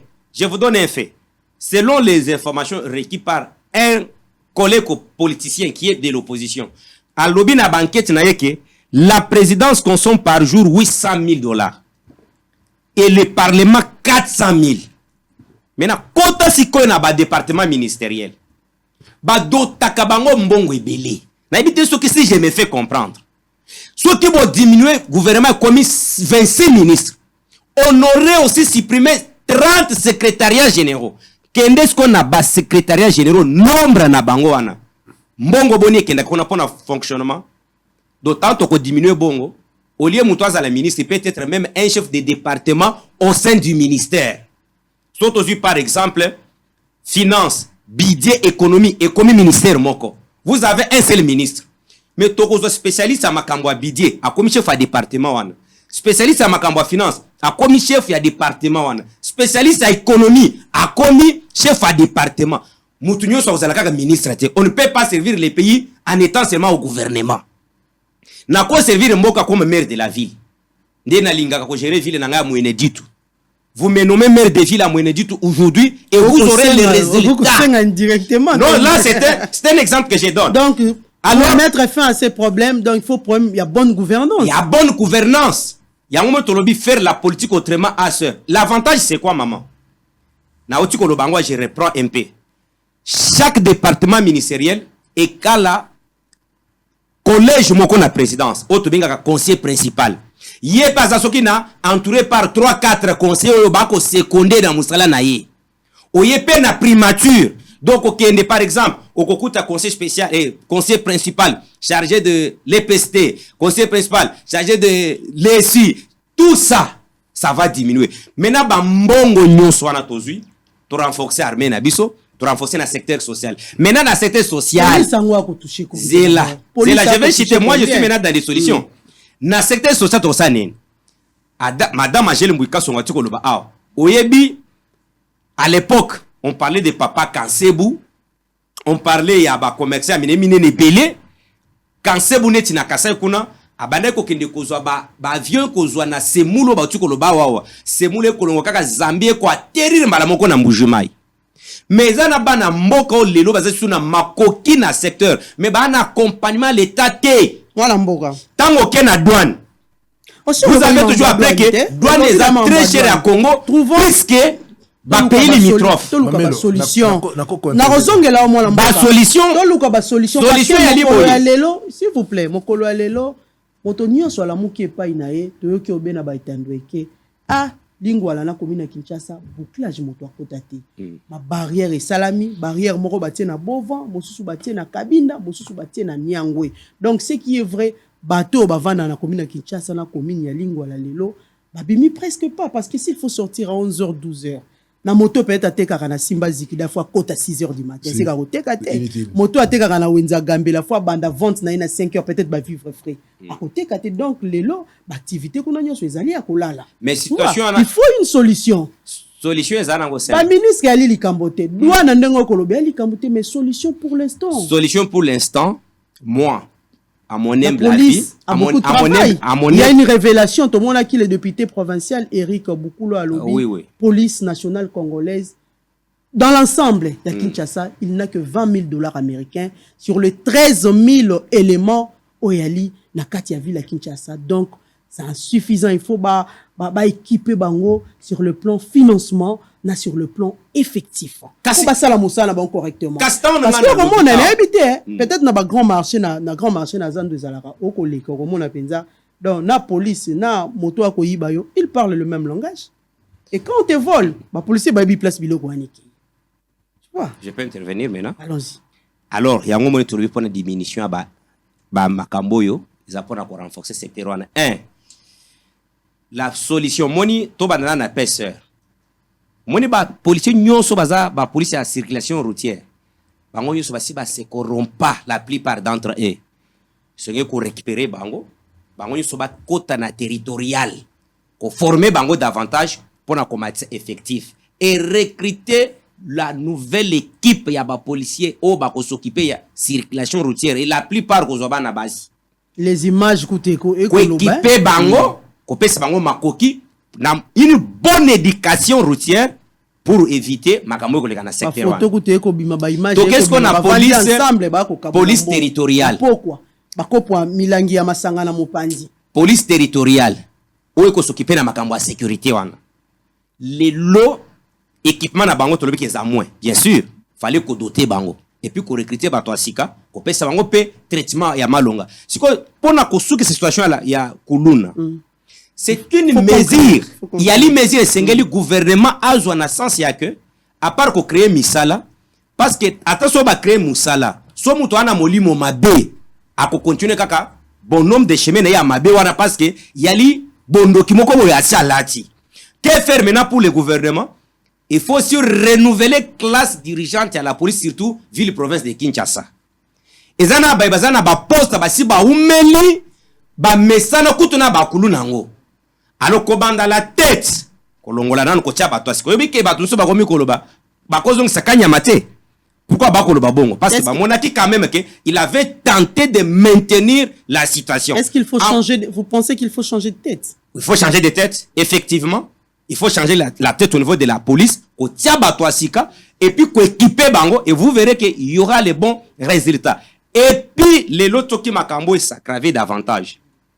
Il y a neti pe na sécurité mstoki ba nungu ya bato bako kanga neti bakomi ba maboma makambo lobi ya lingwa ba image eko sur makambo lobi ya lingwa mona ba réseaux sociaux ba kangi mutuka ya liboma bakutie na téléphone bakutie na mbongo mususu ba lobi bakutie ako somba unité na cabine musuna révoqué. Est-ce que ça a des sens? Cela veut dire to bibi sonyo na Congo makambo ekele kana minute yo biso nyonso ko sengana vigilance parce que mboka na biso il y a un complot sur le plan international suite à richesse ya biso. Voilà, merci beaucoup Kajingulu. Mamelo, moi une minute. Orobongisa, nayebi ko kokotsa yango, kokoti pembala moko na sujet musu c'est vrai, bato ba kokota na kati ya ville ya Kinshasa déjà on le dit que Maïndombe, s'il faut dire, le grand Bandundu-ville, c'est la porte de la ville-province à Kinshasa. Situation écolique à Kuna, jusque-là, il n'y a pas de solution, malgré toutes les réunions, malgré les rencontres entre chefs exécutifs, Nabayo Bali Kuna, les ministres en charge de l'intérieur, Daniel Asselo, Lolenge Akosangi, Sapé, notable Nyonso, tout le monde a dit que Sangi, si notable Nyonso, il y a grand Bandundu. Mais jusqu'à la solution elle était pas oyo kalelo batinda ki ba policier kuna mais namboka mosusu kuna babomi mi balé kuna babomi bana donc situation ali penza kimia te to mona ki pe numéro 1 ya Maïndombe Asselo na le chef de l'État le président de la République basolo là qui même jusqu'à là situation écolo et kobonga te le chef de l'État lui-même à l'étranger il a dit il y a une main noire na kati ya makambo wana. Moi, l'amboka, na ebito ko sala moi rétropédalage, mais oui, Mamelo, soko na mécanisme, il y a combat et régime. Il faut que suscitera toujours insécurité.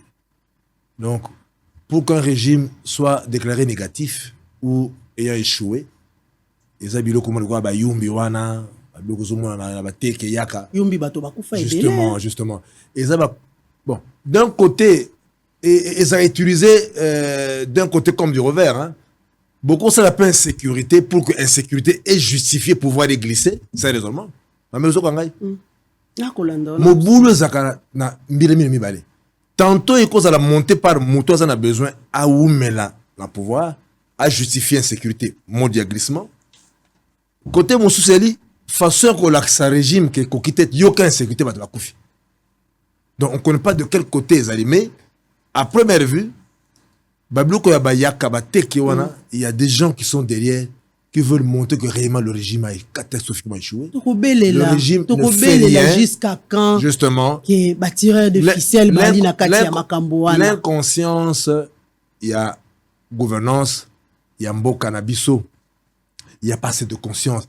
Mamelo, ceux qui ouïtent fanazoloba, pour mbo cannabiso et bonga, ezali na biloko akosa ezali moi ebele notamment eloko moko ezali majeur ezali kolongo la culture ya tour la culture du tour c'est notre tour dans un pays où il y a pas de classe moyenne classe stable ya que soko motalongo ministre akuta na classe wana ya kiloso na semoul ezali lié les ezali sucre ezali ti ezali ben ezali classe moyenne o mutaku ya pum ezate de soko longo na likolo na libulu.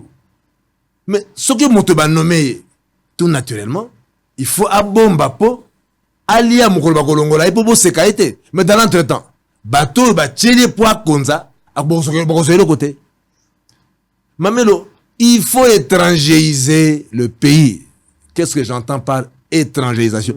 Bazo ba secteur clé à développer, ba pesa yango ba paya. Ba ko créer un colonialisme té. Bozi banque centrale c'est un allemand qui se connaît.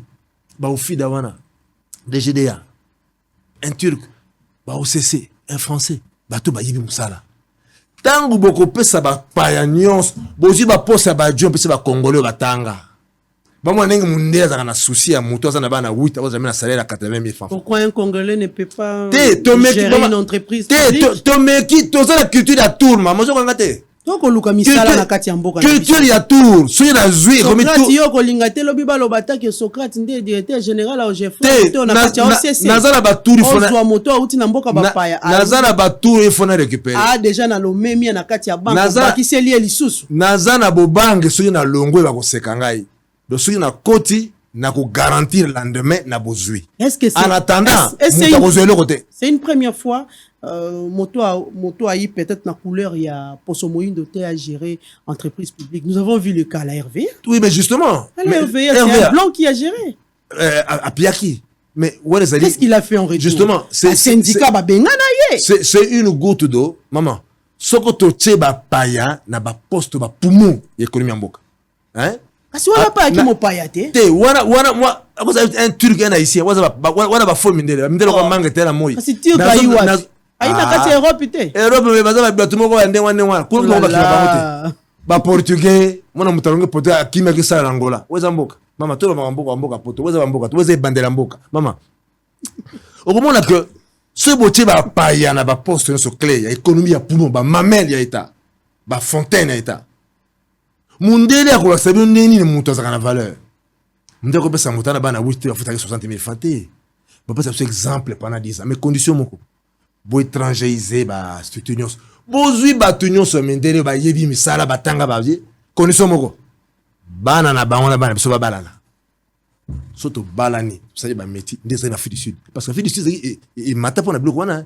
Donc tant ba balani ba ça y est ba métier wana. Siko mutu mota munde soko tia sala bon c'est bon wakende akori sasa bino blomo likolo ako sa baninga na été botia ko sala batira botia bloka est ba ko tika bloka est ba yiba mba mesala ba ko pesa na toli te tina mpiodi tinda mabundu tinda mipandi tinda mikila ngombe tika tinda loso tina semul bango na bango to balana ba ko sala bisalela te likolo parce que bana bango baza to balana bango bas to ba bokilo na bango. Et si naza convaincu que culture a tout et qu'aussi la tête parce que si on peut exemple nangai nga ça na ba tour bonne na ozela ngabe na zeli banda combien de temps na salle d'attente na ozela tour so na zi tour do so na zi tour na salle rien so na longo ba sekanga te na ko bomba poste na longo ba sekanga ite mais en attendant moko ta kolia muto kolia te ya to vivre na boko pour nani on se développe pas parce que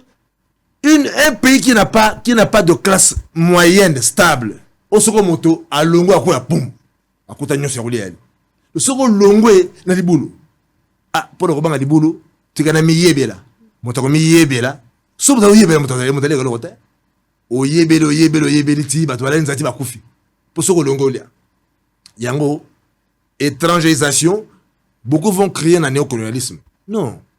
Toko pesa batu, toko sena expertise ya mindele ba yebi, ba gérer les biso parce que officieusement il gère. To uti na bamboka ebele bela, combien de ba bazana mboko ba gérer ba bloc ebe. Ozilo kwa personnel, ozilo kwa nani DG mutuza ko na mundu bazana asa munde na kati. Peu personnel DG Rugwiza oya ozaka na ofida. De Rugwiza. Mais asa mundele. Konda poso mundu te. Mama, ngana fréquenter. Na comportement?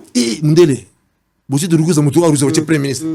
Mais si vous êtes bon senti, atana grata, atana nyampoul. Bon je me que premier ministre azali ya malonga azali. Aza mutu mundu baza mundele. Mais aza so invité akei. Ngana fréquenter milena yi. Ma mindele musu ba ina poso mundu ba ali. Mais le kola baza rare. To luka mécanisme ya ko senga ba expertise na bateau batanga mindele ba gérer les biso parce que biso moko toza na culture ya tour. Mama, culture ya tour zo monongo ba gérer. Tour na biso se ko ti pum bana maiboya tour na biso osumata ni ba présence te ezali ya ba collaborateur mo konda mboko uti na yeba poto musubaza culture du tour na biso. Alors les gens oublient que tango zawana conseil là c'est vrai ça c'est ton tour mais c'est ton tour pour gérer mais ce n'est pas ton tour pour ne prendre que pour toi-même. Il faut aider mo konda mboko liboso na tour na yo.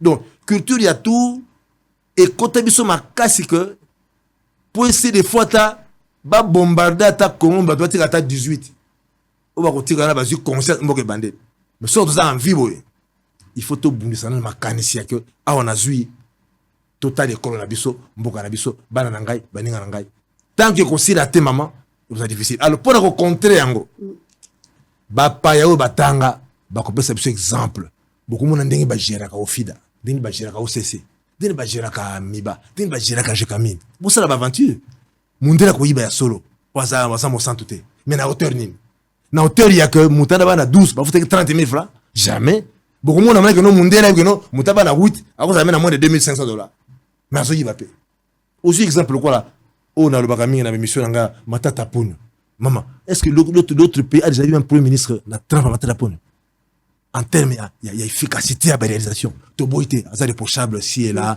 moi au réalisation Bukangalonzo mais en termes d'efficacité à premier ministre maman tu pour ça malembete dans le bureau à la ville malgré azui à fouli mais depuis Kalezeka aux yeux fouli. Mais tu niveau ni.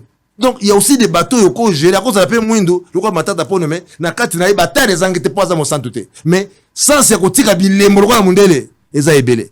Maman tu passer ndeko malo pena ndeko muso poto continuer ba chepete muso débat. Voilà, merci beaucoup. Madame Boka. Kajingulu. Affaire Kwamut. Ah ouais. Dossier Kwamut Mamelo il y a les dossiers zo senga été biso bansto fongola miso parce que un biso ba congolais tous en culture ya koboma na biso na bisote so que tali entre biso na biso toko potana toko swana me to boma na kate mais lelo ko kuta ba ko kata bana mitu après ba kende kimoko moko ya machete uti wapi ba congolais bazaka na yango te yango kikutuna kikuluno eza mikolo na kisasa bako suspecté mayeko le kanakati kuna mais l'autre ko senga ali moko ministère ya intérieur piloté par notre frère Aselo ba salaki descente kuna nous apprenons que ba militaire au bazana terrain bali ebelité peu moins équipement eza ya malongate et c'est que ministre à défense na oya intérieur ba bandana no armé davantage et puis balandela est-ce que ce sont les deux tribus qui se battent parce que batona batiki na bayaka bafanda des décennies des années. Il y a ceux qui disent que il y a une main noire, il y a des politiciens derrière. Mais ceux qui main noire yebani que c'est fulani. Faut qu'on récupère bango. Côté ne bango na boloko. Et puis côté que la population qui étudie na ye pour bilanga. Na mboka webi neto vivaka. Na bilanga, moi pêche, moi élevage. Si tango basole ko continue ka bongo et ko poser problème et nous apprenons même que et ko kende ko poussa pembeni ya bakata yebi ke disila pembeni ya kobima na nzela monene lekeke kikwiti vers Kisasa. Ces dossiers Mamelo le Congo na otaki kolobango awa nous avons un problème sérieux. Mais quelle est cette situation qui ne veut pas finir? La situation oyo tozanango awa ça a été décrit yebi ba élever mbororo bakotaka na bangombe oui. Batu balobela ki ba biloko wana et nous apprenons que na Kwamutu baza wapi bakenda wapi non baza na ba concession ko na Kwamutu batonga bakenda mosika na peuple na biso ba clôturer kutana ba place yango bazo fanda et puis nde esika to interpeller ka ba chef coutumier na biso le loza na mboka moko le nom m'échappe na estawa oboye kaka bambororo wana kopesa kaka chef coutumier ngombe moko mwa saka mungwa saka loso ba pese tala ba hectare. Makamwana, je me souviens, même Mozito a saka descente pour la commune à Batouane. Et là, nous devons suivre. Moi, je donne seulement les conseils et les recommandations. Nous sommes les conseils publics du président de la République. Il a fallu, ministre de la Défense, atinda ata unité moko spéciale pour que dans toutes les voies légales de droit international, babi misaba étranger nyonso ya bambororo bazongi pa na bango wane sa ba mesure forte qu'il faut prendre parce que biso j'ai appris que il y a pas longtemps ba Zambie ba otiko bimisi soki 600 congolais ba bimisi bango ba va lekala bazongi bango pa na biso alors esenge to kende na eloko wana boyebe pe situation kwa mutu bino bozomona kaka kwa mutu situation wana descendez même au Congo central ici nous apprenons yebi ba bitene amabele ba Rwandais ba somba ki awa na Congo Brazzaville. Donc, il y a une politique d'abord sur le plan international où il y a fragiliser seulement la RDC pour la côté na position toujours il y a une négociation avec les voisins. Et pourtant, le monde ne peut pas rester injuste à ce niveau-là. Vous avez le Brésil avec la forêt amazonique, le Congo avec la forêt équatoriale. Nous protégeons, nous sécurisons le monde. On fait vivre le monde. Dans mes enquêtes au niveau du ministère de l'Environnement, Balobi, le COD qui est consommé par le monde entier dans 4 ans, Congo a consommé dans un seul jour. Vous comprenez le niveau du Congo a consommé l'humanité. Mais quand vous avez maintenant votre fameuse communauté internationale, surtout avec les 5 membres permanents, là où moi je me suis toujours acharné. Tant qu'on monique que Congo, les voitures hybrides, balobi que na ba voiture hybride, le Congo RDC donnera 60% de matière première pour produire ma voiture. C'est avec raison que le monde doit venir au secours de la RDC à tous les niveaux. Moi, je me suis toujours posé la question. Quel est l'intérêt aux Américains ba britannique, les anglais et les français o bakozwaka na Rwanda o eleki Congo Kinshasa. Parce que ce que landeli malamu okomona représentant ya États-Unis ya kao akei na Rwanda a changé discours. Alobio toko senga pe gouvernement congolais batika ko soutenir ba FDLR soit ba rebelle yo batakaka Rwanda. Mais aucun rapport ya ONU etikala ko démontrer que le Congo est en train de soutenir le rebelle qui attaquerait que le régime de Kakame. Il n'y en a pas.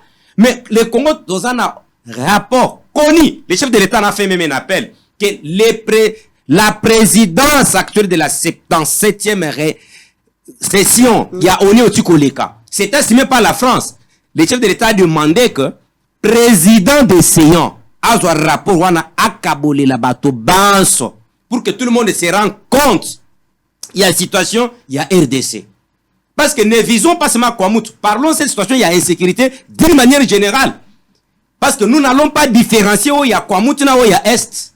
Landela, parce que selon certaines informations, il y a même les infiltrés là-dedans. Parce que tous les corps étrangers, tous les étrangers qu'on est en train de ramasser, même à Kisasa, Baoutiwapi. Est-ce que tu peux me citer tribu moko na Grand Bandundu? Où est-ce na Kilitira Kokata Bato Machete?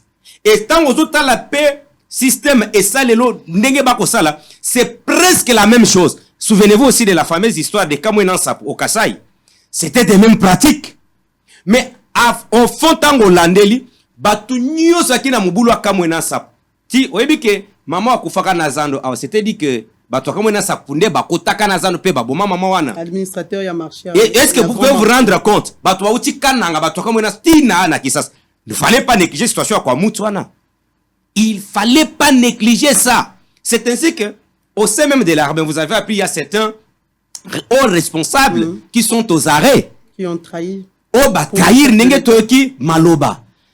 Que bako senga ba ninga na bango na est kona ke sole a lever le pas pour que M23 soit accès à Kokotana, ville à Goma. C'est là que j'ai compris que notre armée elle est forte. Oyebi, il y a un savant à l'obike.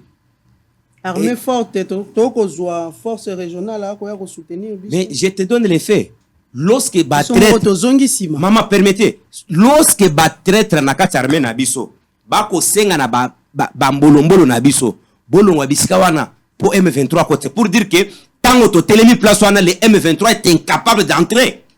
Mais on a récupéré. Et si le M23 était en train de progresser, ça avec la complicité. Oyebi que soki vous avez les traites. Ne parlez pas toujours de 3 mois. Souvenez-vous, toujours le M23.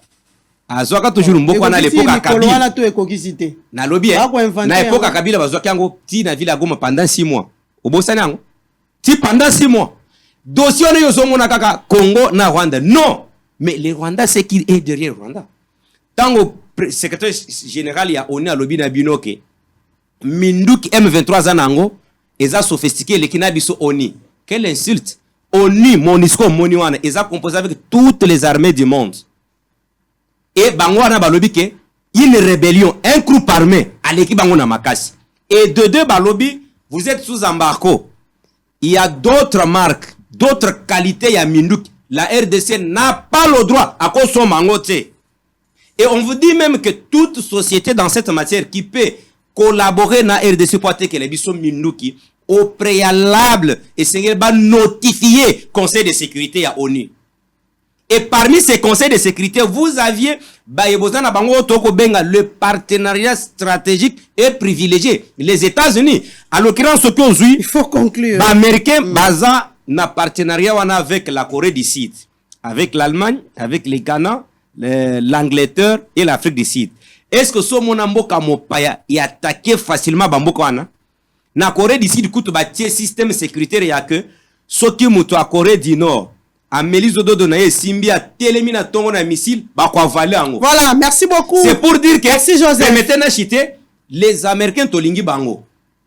Bango skoyo senge bazala na partenariat na sincérité nyonso vis-à-vis à RDC parce que Congo est copé sa bango tout et bien na ba 27 blocs pétroliers na 4 on appelle comment 4 si c'est bloc gazier makamoni wana ba américain ba lobby nous voulons voir clair yango metan ba kinaki États-Unis awa omoni ministre ya hydrocarbures Budimbu na batwana ba américain en train d'expliquer bon bolinga Congo kaka pona eloko Congo akopesa bino te tango Congo apesi bino pe boyebeke ba congolais pe bazana bosenga batuna bango bakufani bakokufa neti bantabati. C'est injuste parce que le monde depuis mai des Perses, Babylone la Grande, la Rome antique, l'Égypte, l'IRSS et les États-Unis aujourd'hui comme les premières puissances selon les époques. Merci beaucoup. Toutes ces puissances militent que pour leurs intérêts, madame.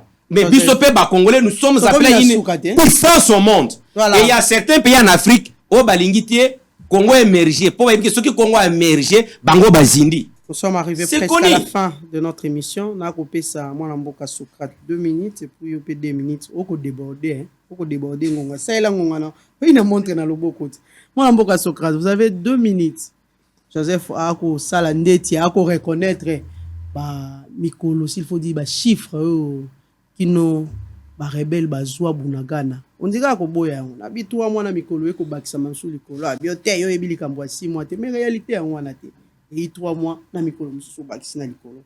Moi Lamboka, tout le monde force régionale et il y a déjà dans la République démocratique du Congo armée kenyane. C'est quoi motuni ali et kozela nini pour expulser ba M23. Bon, tango pe koti.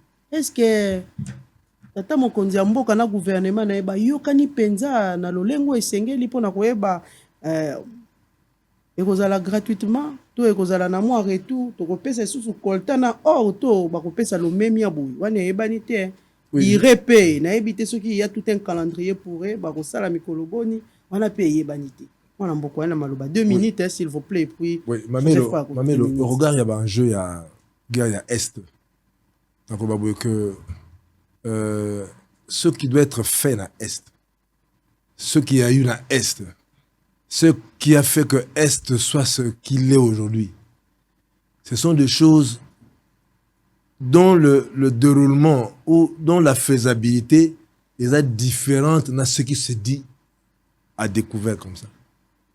Les véritables enjeux, il y a guerre, les véritables causes et les possibilités à y remédier. Les solutions ne sont pas celles qui vont être obtenues dans la télévision. Moi, je crois qu'il faudrait que les dirigeants... La stratégie les forces régionales, justement, mais aux forces régionales, mais il y a certaines réalités. Il faut une autorisation internationale. Il ne peut pas venir comme ça. Le chef de l'État a eu mon ambassadeur. La télévision, ils ont ceux qui ont fiche. Ceux qui ont fiche na prise, ils ont la prise. Donc, nous avons très mal placé. Il y a interpréter ma cambotali guerre particulièrement à est parce que ba cause de non véritable ezate auto yebagi to yebi bache fiche na prise mais tant ba longoli fiche na prise ba ndo solo à l'interne na yi bazolo ba te parce que zo les gars na TVT na kosenga communication na kosenga na oyo zolo ba matam oyo gouvernement na autant oyo zolo ba mana au niveau des Nations Unies niveau il y a niveau régional sous-régional eux autres bama ceux qui balongoli fiche na prise ba appliquer en pour que guerre est ici là mais ce qui est malheureux c'est quoi c'est que tant bazo solo là sur solutionnement makama est ba tili biso fiche na prise total ezandenge mo de sur balongoli fiche na prise et autres biso en déphasage na impossibilité à imaginer la solution parce qu'on n'a pas la maîtrise des véritables enjeux, les véritables causes de la guerre nous sont inconnus. En tout cas, à mon sens, nous sont inconnus. À ta Nations Unies, ta batini MONUSCO. Justement, on convoite. Le discours là-bas sur les pays riches. Mamelo, vous pouvez concevoir que Nations Unies peut s'appeler MONUC et puis MONUSCO.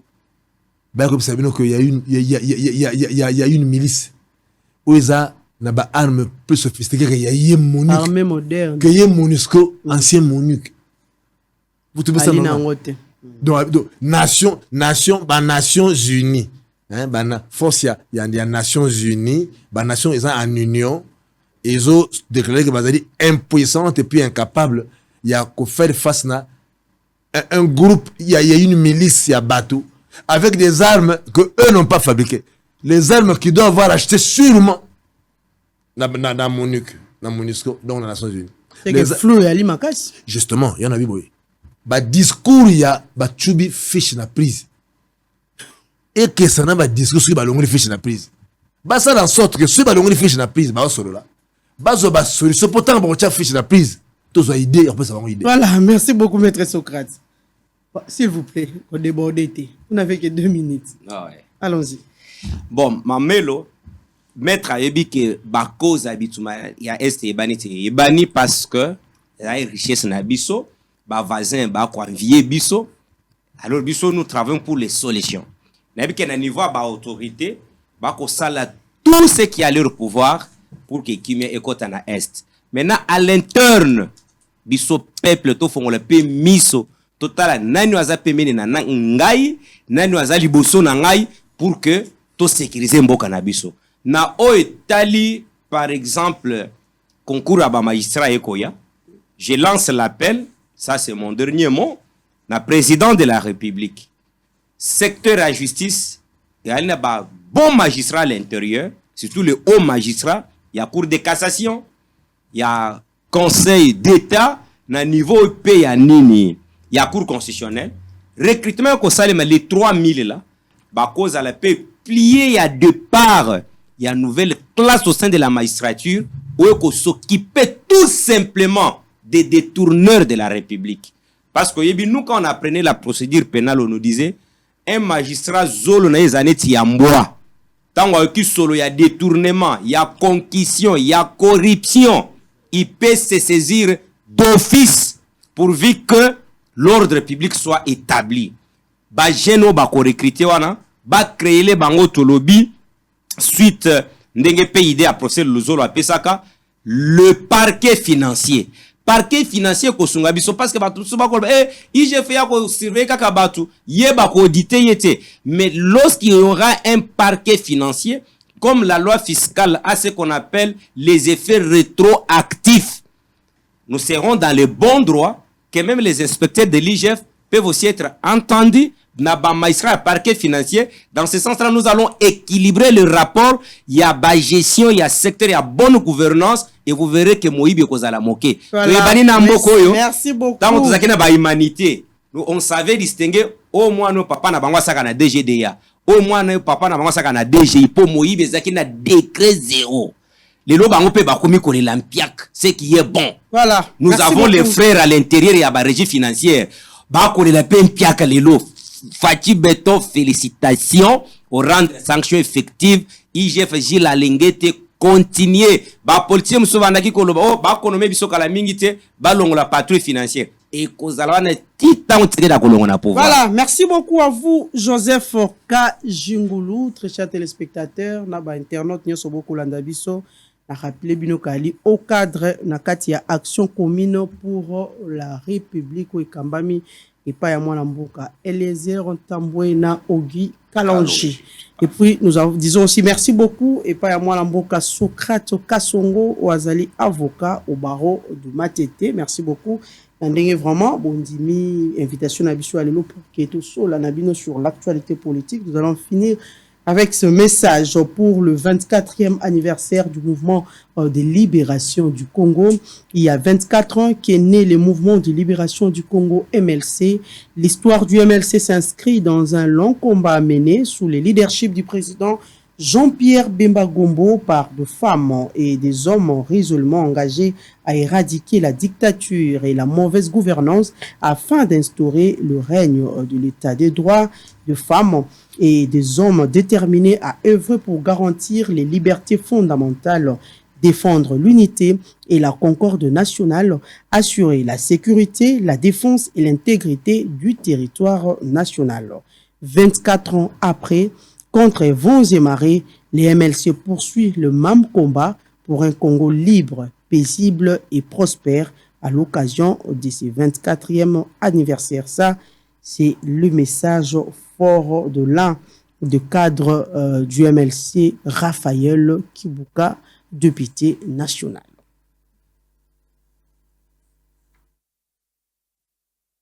Nasuka Yamaso Nabiso, nous disons merci à toute l'équipe technique.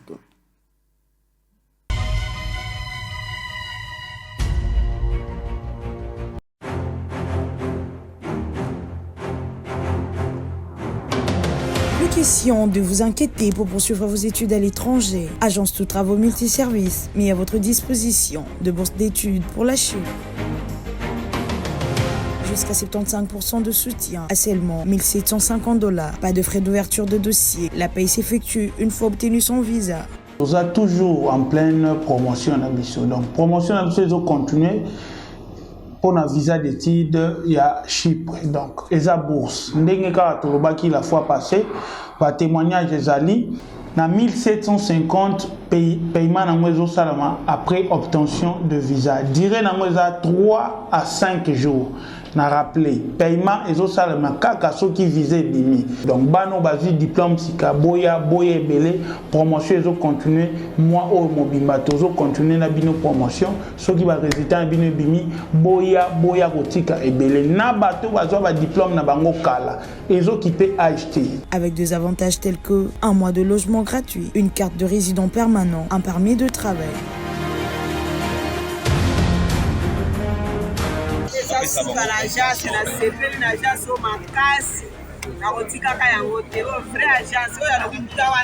Nous avons été aidés par l'agence des maîtres consulting. En tout cas, le travail a été très bien fait. Pour d'autres services, l'agence de travaux vous facilite la tâche d'avoir de documents administratifs pour la conception et la gestion de vos projets d'entreprise. Notre adresse, immeuble GGE, 4e niveau, local 45, référence rond-point Willery. Vous servir une autre priorité, telle est notre devise.